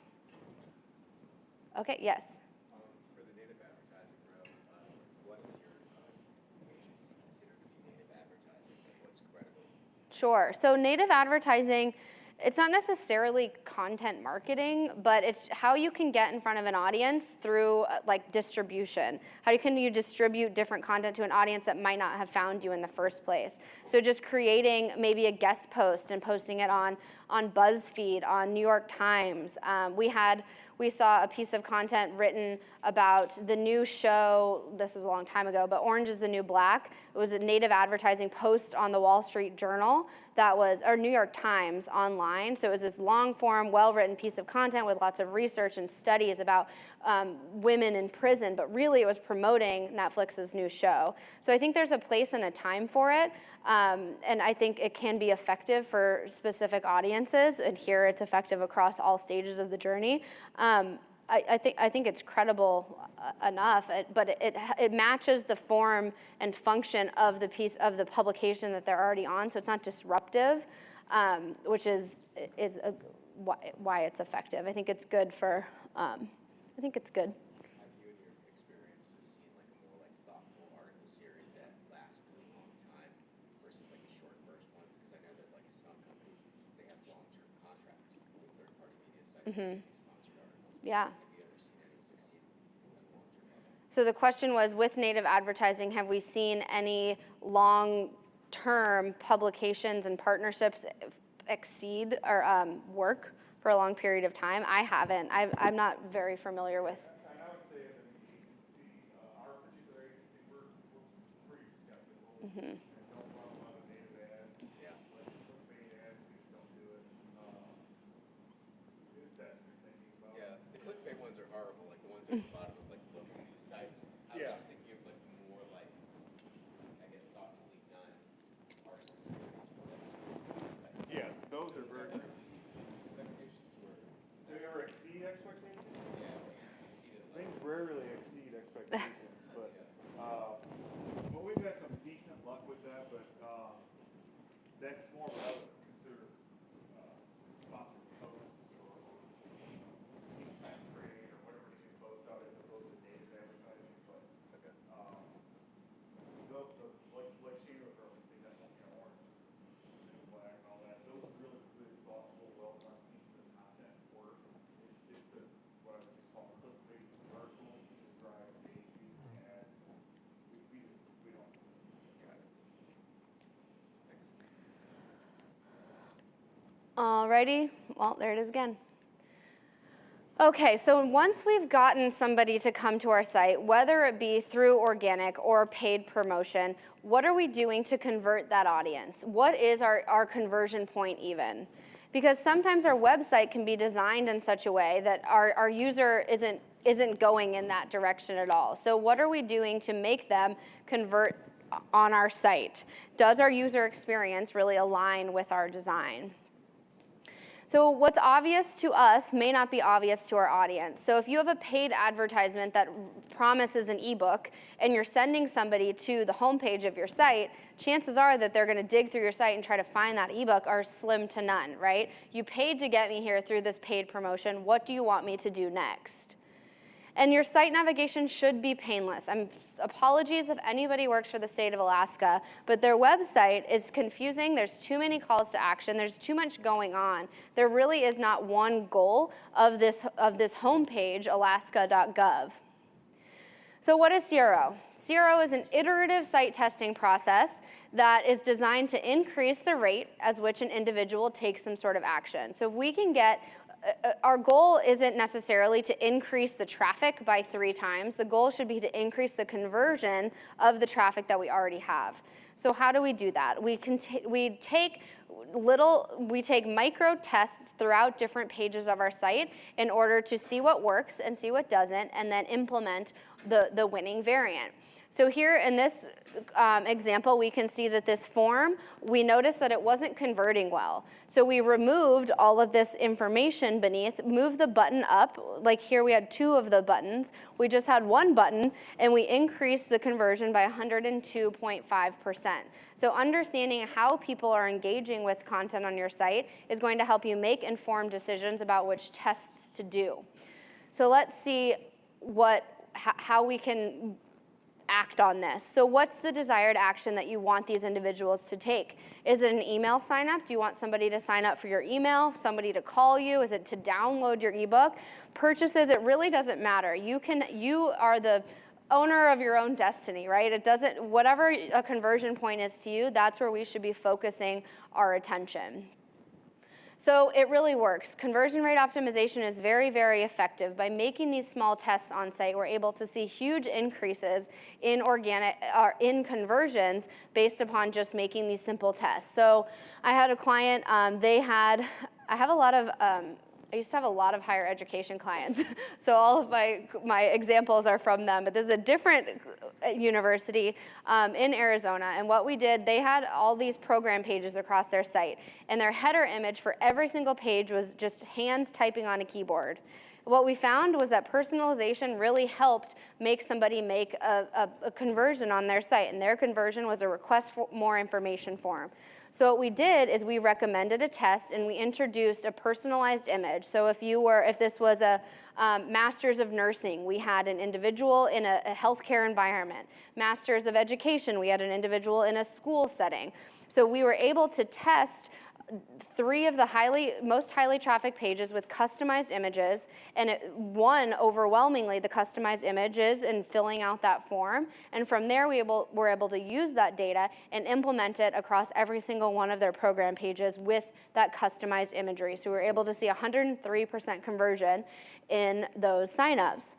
Adding client logos or adding testimonials is increasing conversions as well. Simply changing a button color can make a big difference. And 25% conversion can lead to actual dollars for your business. So how do we do this? It really starts with measurement and analysis. So what we do is we install heat mapping code on your site. We use a tool called Lucky Orange. There's lots of heat mapping tools out there available that are easy to install. So what it does is it tracks where users are clicking on your page. So we're able to capture data on any page of your site and understand how users are interacting with it and make informed, data-driven decisions on that. So ask yourself all of these questions. Are your audiences missing your target CTA? You see here that nobody's clicking on this Start 15-Day Trial. People are wanting to click on that other button here. So what are you missing here? Are they exploring more topics more than others? So how can we use this data to inform our test? And so what we do is we create a mock-up. We say, I want 50% of my audience to click on a button that is blue, that is not red. So what we do is 50% of our people that land on our site, 50% see the control version of the red button, 50% are seeing that blue button. And then we're measuring the performance of each page through that split test.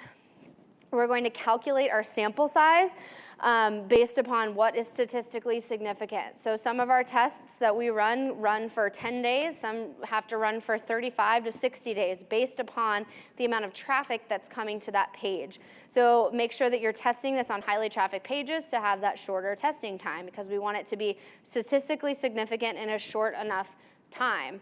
In some cases, if we're not capturing enough data on 3 pages, we'll extend the test to 6 or 10 pages to get more of that data.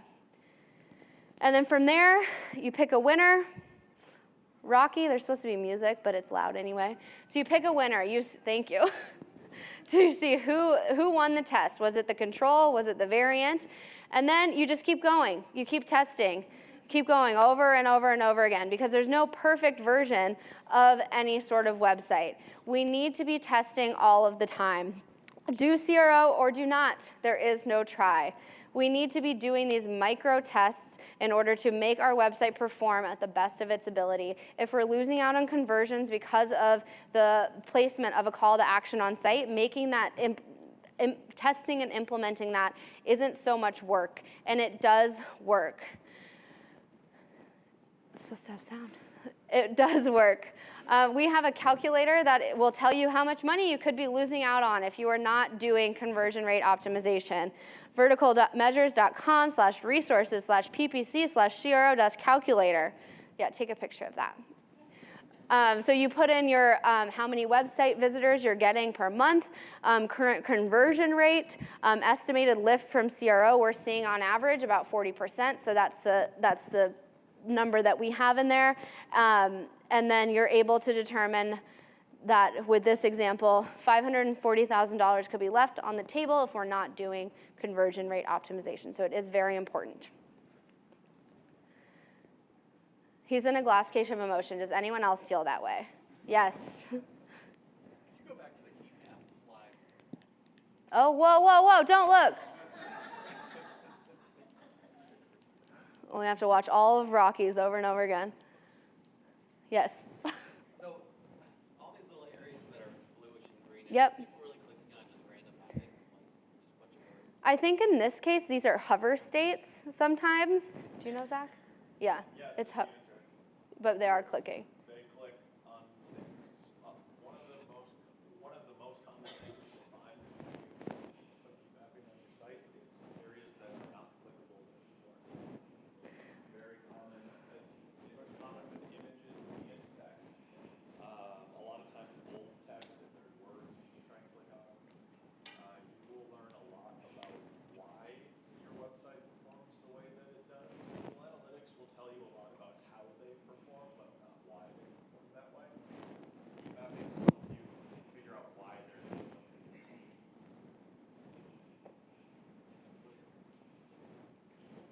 All right, every Rocky. Yes. Like, how do you do the A/B testing on your site? I'm familiar with it from an email standpoint, but not from like actual site. Yeah, so we use a tool like Unbounce as an example, and you'll just create a variant and then select the page that you'd like to test. You'll have to create a secondary page, and then it'll just split the traffic for you. So Unbounce, there's Visual Web Optimizer, VWO. There's lots of tools that can do all that heavy lifting for you, but you usually need some sort of coder to help. Yeah. Okay. So now that we have somebody convert on our site, give us their email address, which is ultimately what we want. How do we continue that relationship via lead nurture or email? So excellent movie, Hitch. What Hitch says is that she's already agreed to go out with you, right? She's already said yes to the first date. Now it's your goal not to mess it up. So somebody has raised their hand and said, I'm interested in what you have to say. I'm interested in consuming more of your information. It's our goal not to mess up that relationship. People are expecting email communication now from businesses when they're giving their email address. So how do we ensure that we're getting in contact with them at the right time? Because we're not just going to be waiting around for somebody to search, I want to spend money today. We need to be top of mind. And we need to be understanding who our audience is. So our audience really is just anybody who's engaged with your organization or your brand in almost any capacity. And hopefully that engagement has led to them providing some sort of personal information about themselves, whether it's a name, an email, a phone number, company name. That action is going to be providing some sort of information. And so we talk about different levels of audiences, different tiers. Our short-term audiences, or tier 3, is somebody who might have interacted with your website. Maybe they found your homepage, did some digging around, and then maybe bounced off of your page. These are people that you can capture information about them through pixels, but they are short-term because they do expire after a certain amount of days. So we can retarget them throughout that 30, 60, 90 days, but we only have a short window to get them to convert even further. We also have a non-owned audience, so tier 2. These are individuals who have interacted with some of your different channels. Maybe they're your YouTube subscribers. They follow you on Facebook. You can get in front of them at any time, but you do not own that audience. Your Facebook audience is owned by Mark Zuckerberg. If Facebook goes away, you are no longer able to get in contact with them. You think about Vine. You remember those like 8-second videos? People worked really hard to capture an audience on that platform. I know Lowe's did a really big push to create Vine videos, but once they went out of business, all of that audience was gone. So we need to be ensuring that we're turning these tier 3 and tier 2 audiences into an owned audience. So these are individuals who you have captured information about. You have their email address. You own that data. If we need to be capturing that information to get in front of them all of the time with relevant, useful content. We don't want to be spammy, but we need to be able to get them into that tier 1 owned audience. So anyone heard of Domino's? No, I know, there's no sound. It's even plugged in. So Domino's was going through a tough time back in 2008. Their pizza was garbage, their stock was crap, and they weren't able to really, they were kind of in a rut, right? But they knew and they found that 60% of their sales were coming from digital channels. People were ordering online. People were sending a text message of a pizza emoji and getting a pizza delivered to their house. So they knew that they had this asset that not a lot of their competitors like Papa John's or Pizza Hut had access to. And so they really focused on digital. They came up with an app. They came up with a newsletter where they were getting in front of people with deals all of the time in their email inbox. And they found that with that, their audience, they had an audience of 15 million subscribers. People love pizza, right? And people are going to give you a lot of information to get that pizza for $5 for a large 4-topping pizza. So that allowed them to be able to continue with or communicate with their audience on a consistent basis. And their valuation really was able to be affected by that. In 2008, their share was $3, which is bad. In 2018, it went up to $295 because they were able to understand the value in the asset that they had of these 15 million subscribers. So it really does equate to dollar signs when you have access to tap into this audience. So if we do some math and we understand that if you have 50,000 people in your database, 50,000 email addresses, and you're able to attribute a dollar amount to them, in this case we'll use $150, you have $7.5 million in untapped revenue if you're not following up with these individuals via email and getting in front of them in order to get them to make a purchase. You have their information. We need to be nurturing that relationship. And people are expecting email communication. The most preferred method to receive company communications is through email across all age groups. So email is, people are, again, on their phones, on their computers all of the time. Their inbox is always open. They have push notifications alerting them when emails are being sent through. And people are expecting this sort of communication from companies. If they're giving you your their email address, they want to hear from you. So how do we do this? The process here, we need to analyze the forms that we have on our site. What is our conversion point? Is it downloading an ebook? Is it getting in contact with us today? And make sure that our forms do align with the customer journey. We don't want to ask for too much information in our forms for an awareness stage piece of content. We need to be matching the form ask to the stage in the journey because, again, people aren't going to give you maybe their annual income for that awareness stage piece of content, but maybe they will when they're getting to that further down the funnel, the decision phase.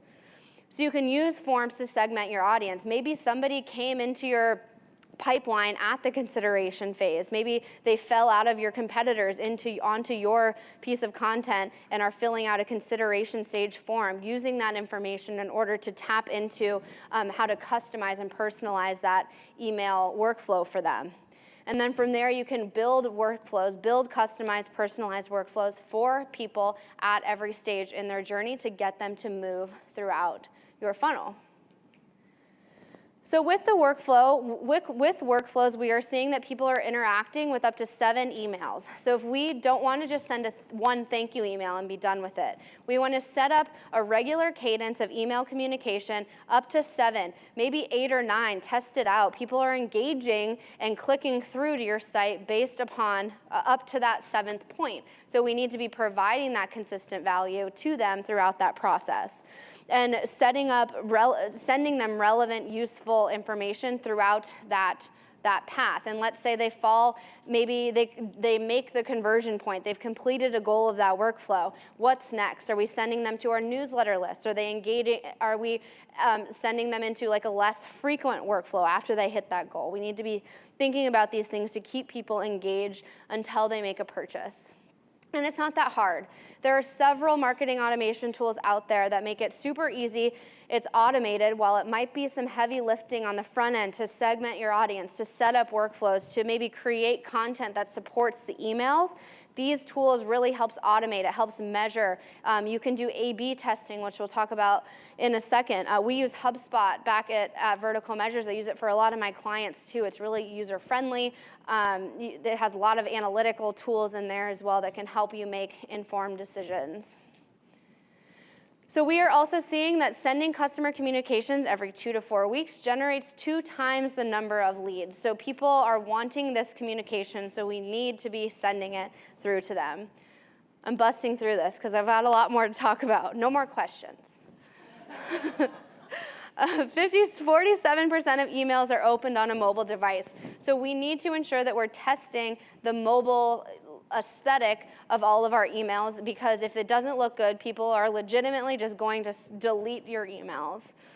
So A/B test on mobile, on desktop, just like CRO, as a woman mentioned earlier, we need to be testing our emails as well. Test subject lines, test call to actions, maybe test videos within emails.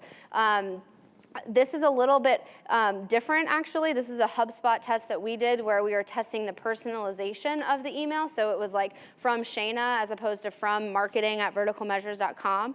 And it'll send to X number of people. And based upon the winner from that first 500, let's say, the rest of the email recipients get that winning test. So a little bit different than on-site CRO, but still just as effective. And these things should be tested so you can test, learn, and iterate upon what is winning.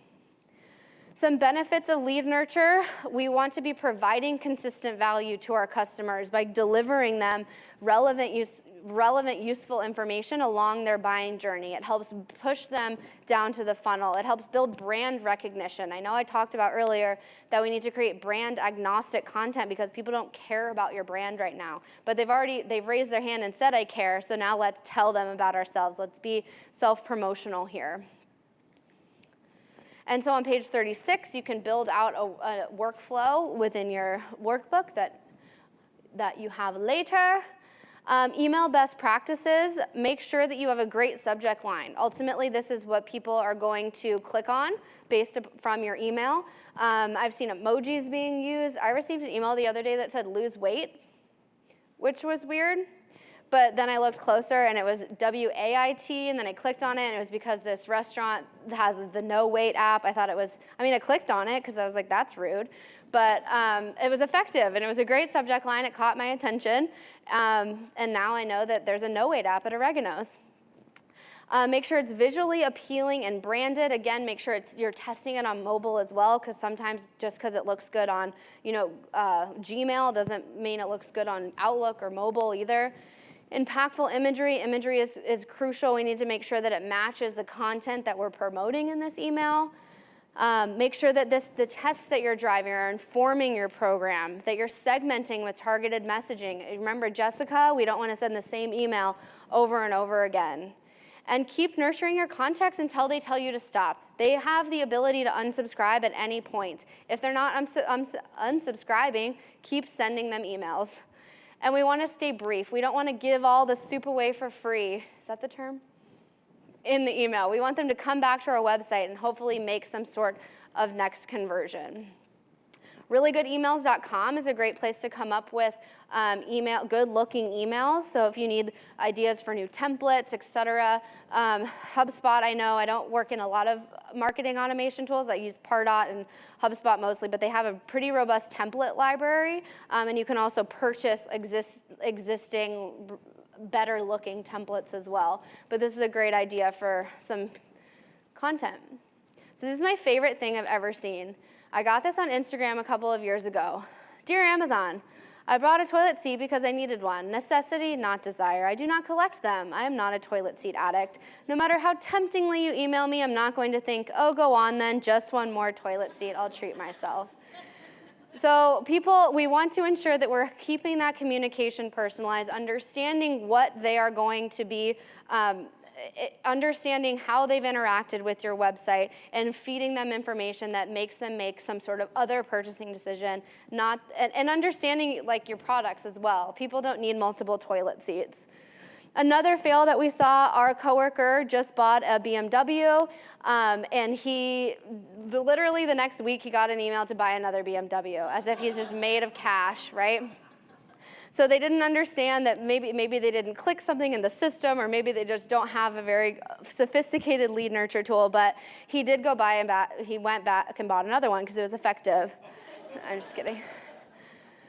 So know your audience. I'm going to save questions till the very end. I'm very sorry. All right, so one of the key, the step that is sometimes forgotten is measurement, right? We set up our goals, we set up our KPIs at the beginning of our journey in the strategy portion. Now, how are we going to measure it? How are we going to make informed decisions on how to optimize and edit our strategy in order to be effective? And we do this based upon measurement, because without data, you're just another person with an opinion.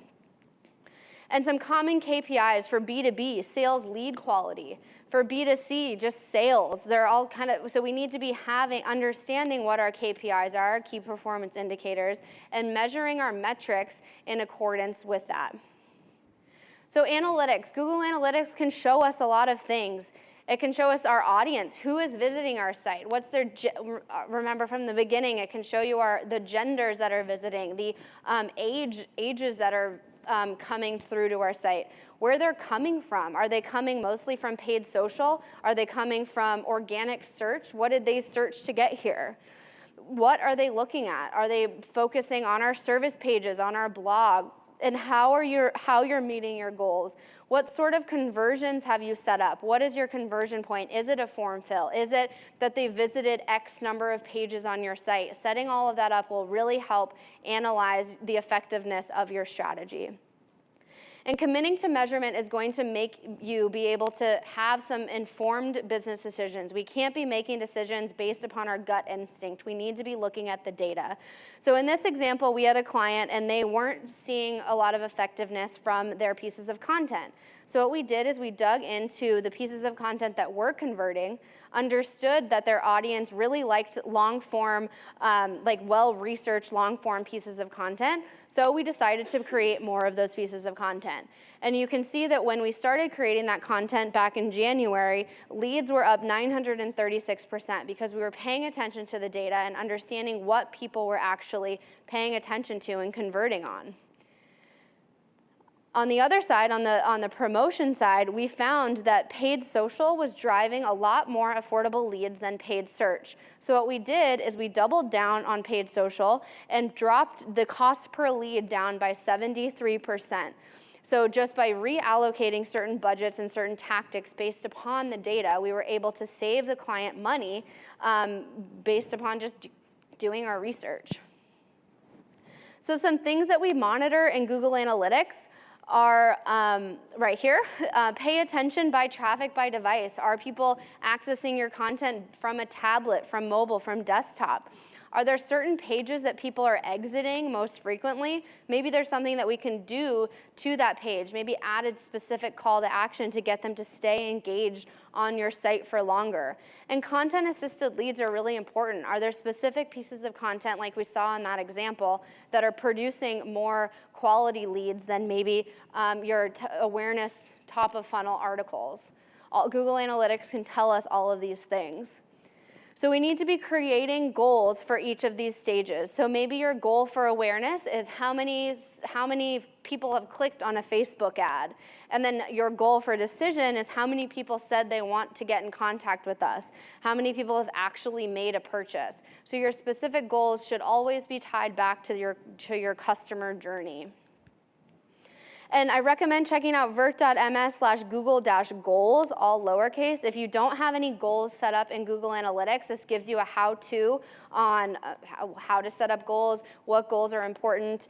So check that out. It's just a one sheet on how to do that, because if you're not setting up goals, we're not tracking effectively. And we need to be connecting all of our platforms. I know I talked a lot about Google Analytics, but we need to ensure that all of these Google properties are talking to one another, because this will really help paint a full picture on how you're performing from a digital perspective.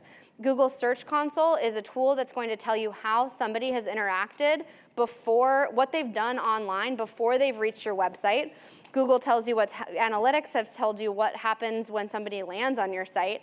And Google AdWords is all about the ad platform and how people are interacting with your paid ads. These are all Google properties. They're very easy to connect, and we need to ensure that we are connecting them, because we're able to glean a lot of important insights if all of these tools are talking to each other. So this will show up on Google Analytics if you are not connected to Google Search Console. So this is the warning that you'll get. So it just tells you exactly how to set all of that up and connect those. So we need to be testing all of the time. We need to be engaging in conversion rate optimization. We need to be A/B testing our emails. We need to be learning from that data. What are we learning from the winning tests? What are we learning from the losing tests? We need to be actioning upon our successes as well as our failures. And then we need to be iterating. We need to be doubling down on things that are working really well and maybe revamping things that aren't going so well. So test, learn, iterate. This is all how we're going to have the most effective digital marketing strategy. And when you think about measurement reports, we need to ensure that we're making this report effective enough for the person that's consuming this information. So you see here, this is based upon the amount of time that somebody will read this report, based upon the richness of data. So the CEO just wants to see, how much did this cost me? Did it work? Did it not? Why not, right? But then the analyst is going to look into certain pages that are converting at the highest, which pages have the highest exit rates, those sorts of things. So make sure that when you are reporting, we're giving the right information to the right person. All right, I got this. 10 keys to success. So as we bookend today's workshop, we are going to talk about the 10 items that we see businesses and clients that we work with be most successful in if they are doing all 10 of these things. So it really is an emotional journey, right? Digital marketing is hard work. You hear about this idea maybe at a conference. It's the best idea ever, right? I'm super excited. At the end of today, you're going to be like, oh, I learned so much. Shayna's so smart and so great and so pretty. And then you go home and you're like, man, this is hard work. I fill out my workbook. I have a lot of work to do, right? I did my baseline, and I have a lot of work to do. And then maybe in a month, this stinks. We have no idea what we're doing. I'm feeling completely overwhelmed. Who can I blame this on? And then it starts to get a little better. You know, it stinks, but it's still getting better. I'm understanding, I'm seeing some traction maybe from my efforts.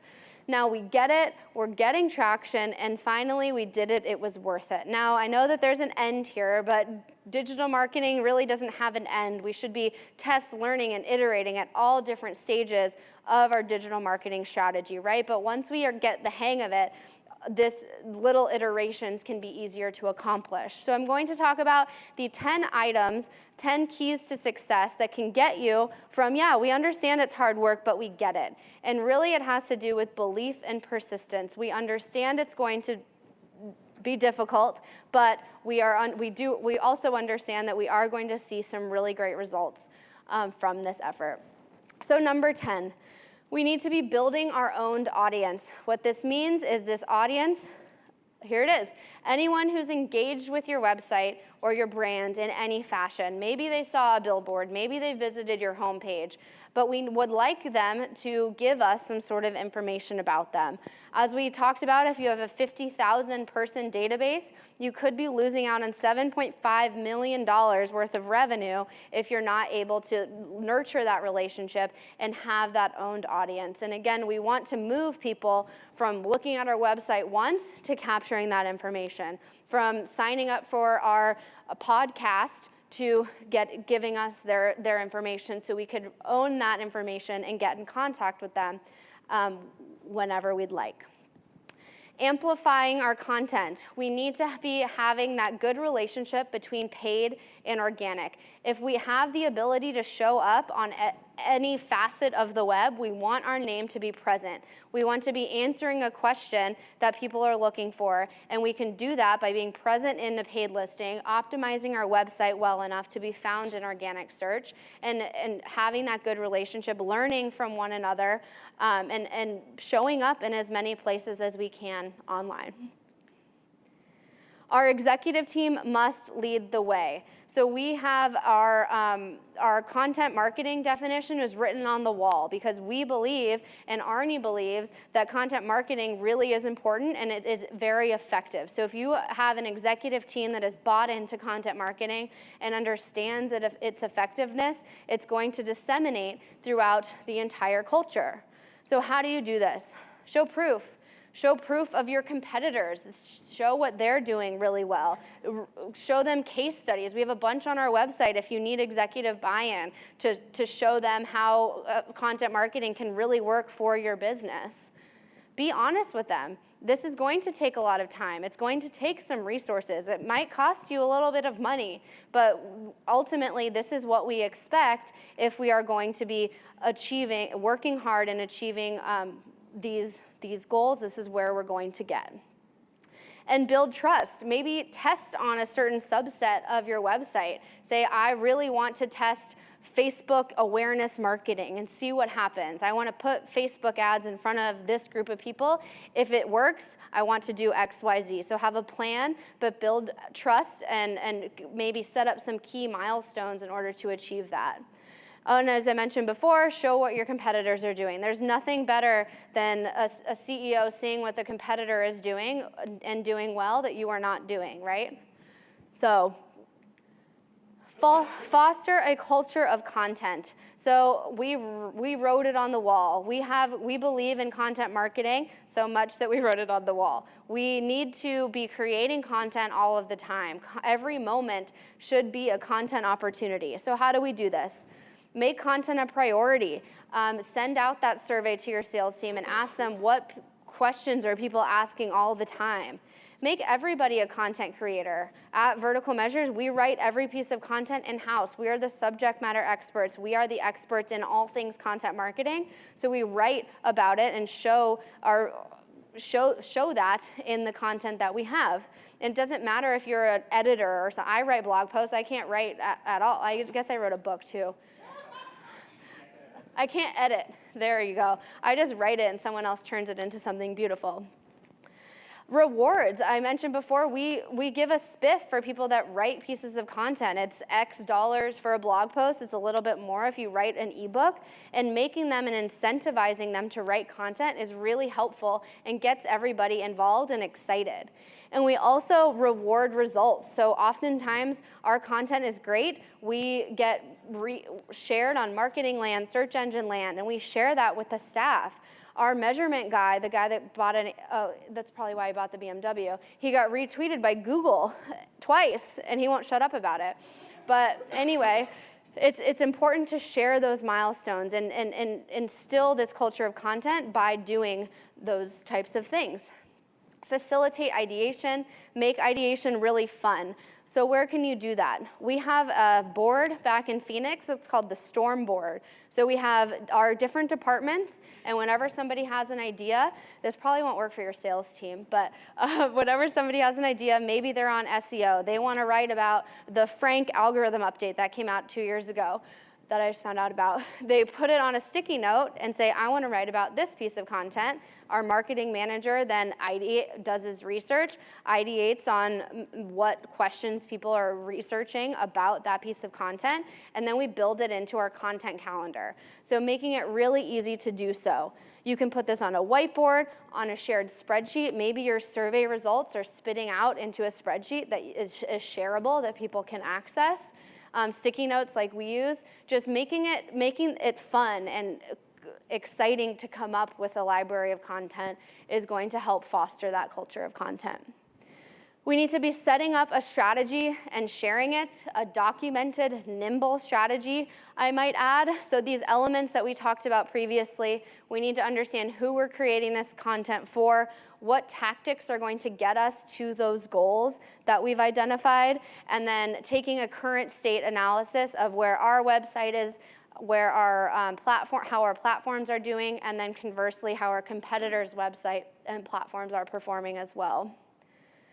And then we need to think about how content ties into that digital strategy. So what are you going to create? Again, focusing on where that will live. Remember my client who has this giant library of content with nowhere to put it. Who's producing the content? Is it your internal team? Is it maybe you could tap into your sales team to write that content if they won't give you the ideas? And who is responsible for creating for every piece of that content creation process? Optimizing our content, we need to ensure that we have that solid baseline of technical SEO. Our website is secure. And then we're also engaging in these on-page SEO items that can help our content get ranked.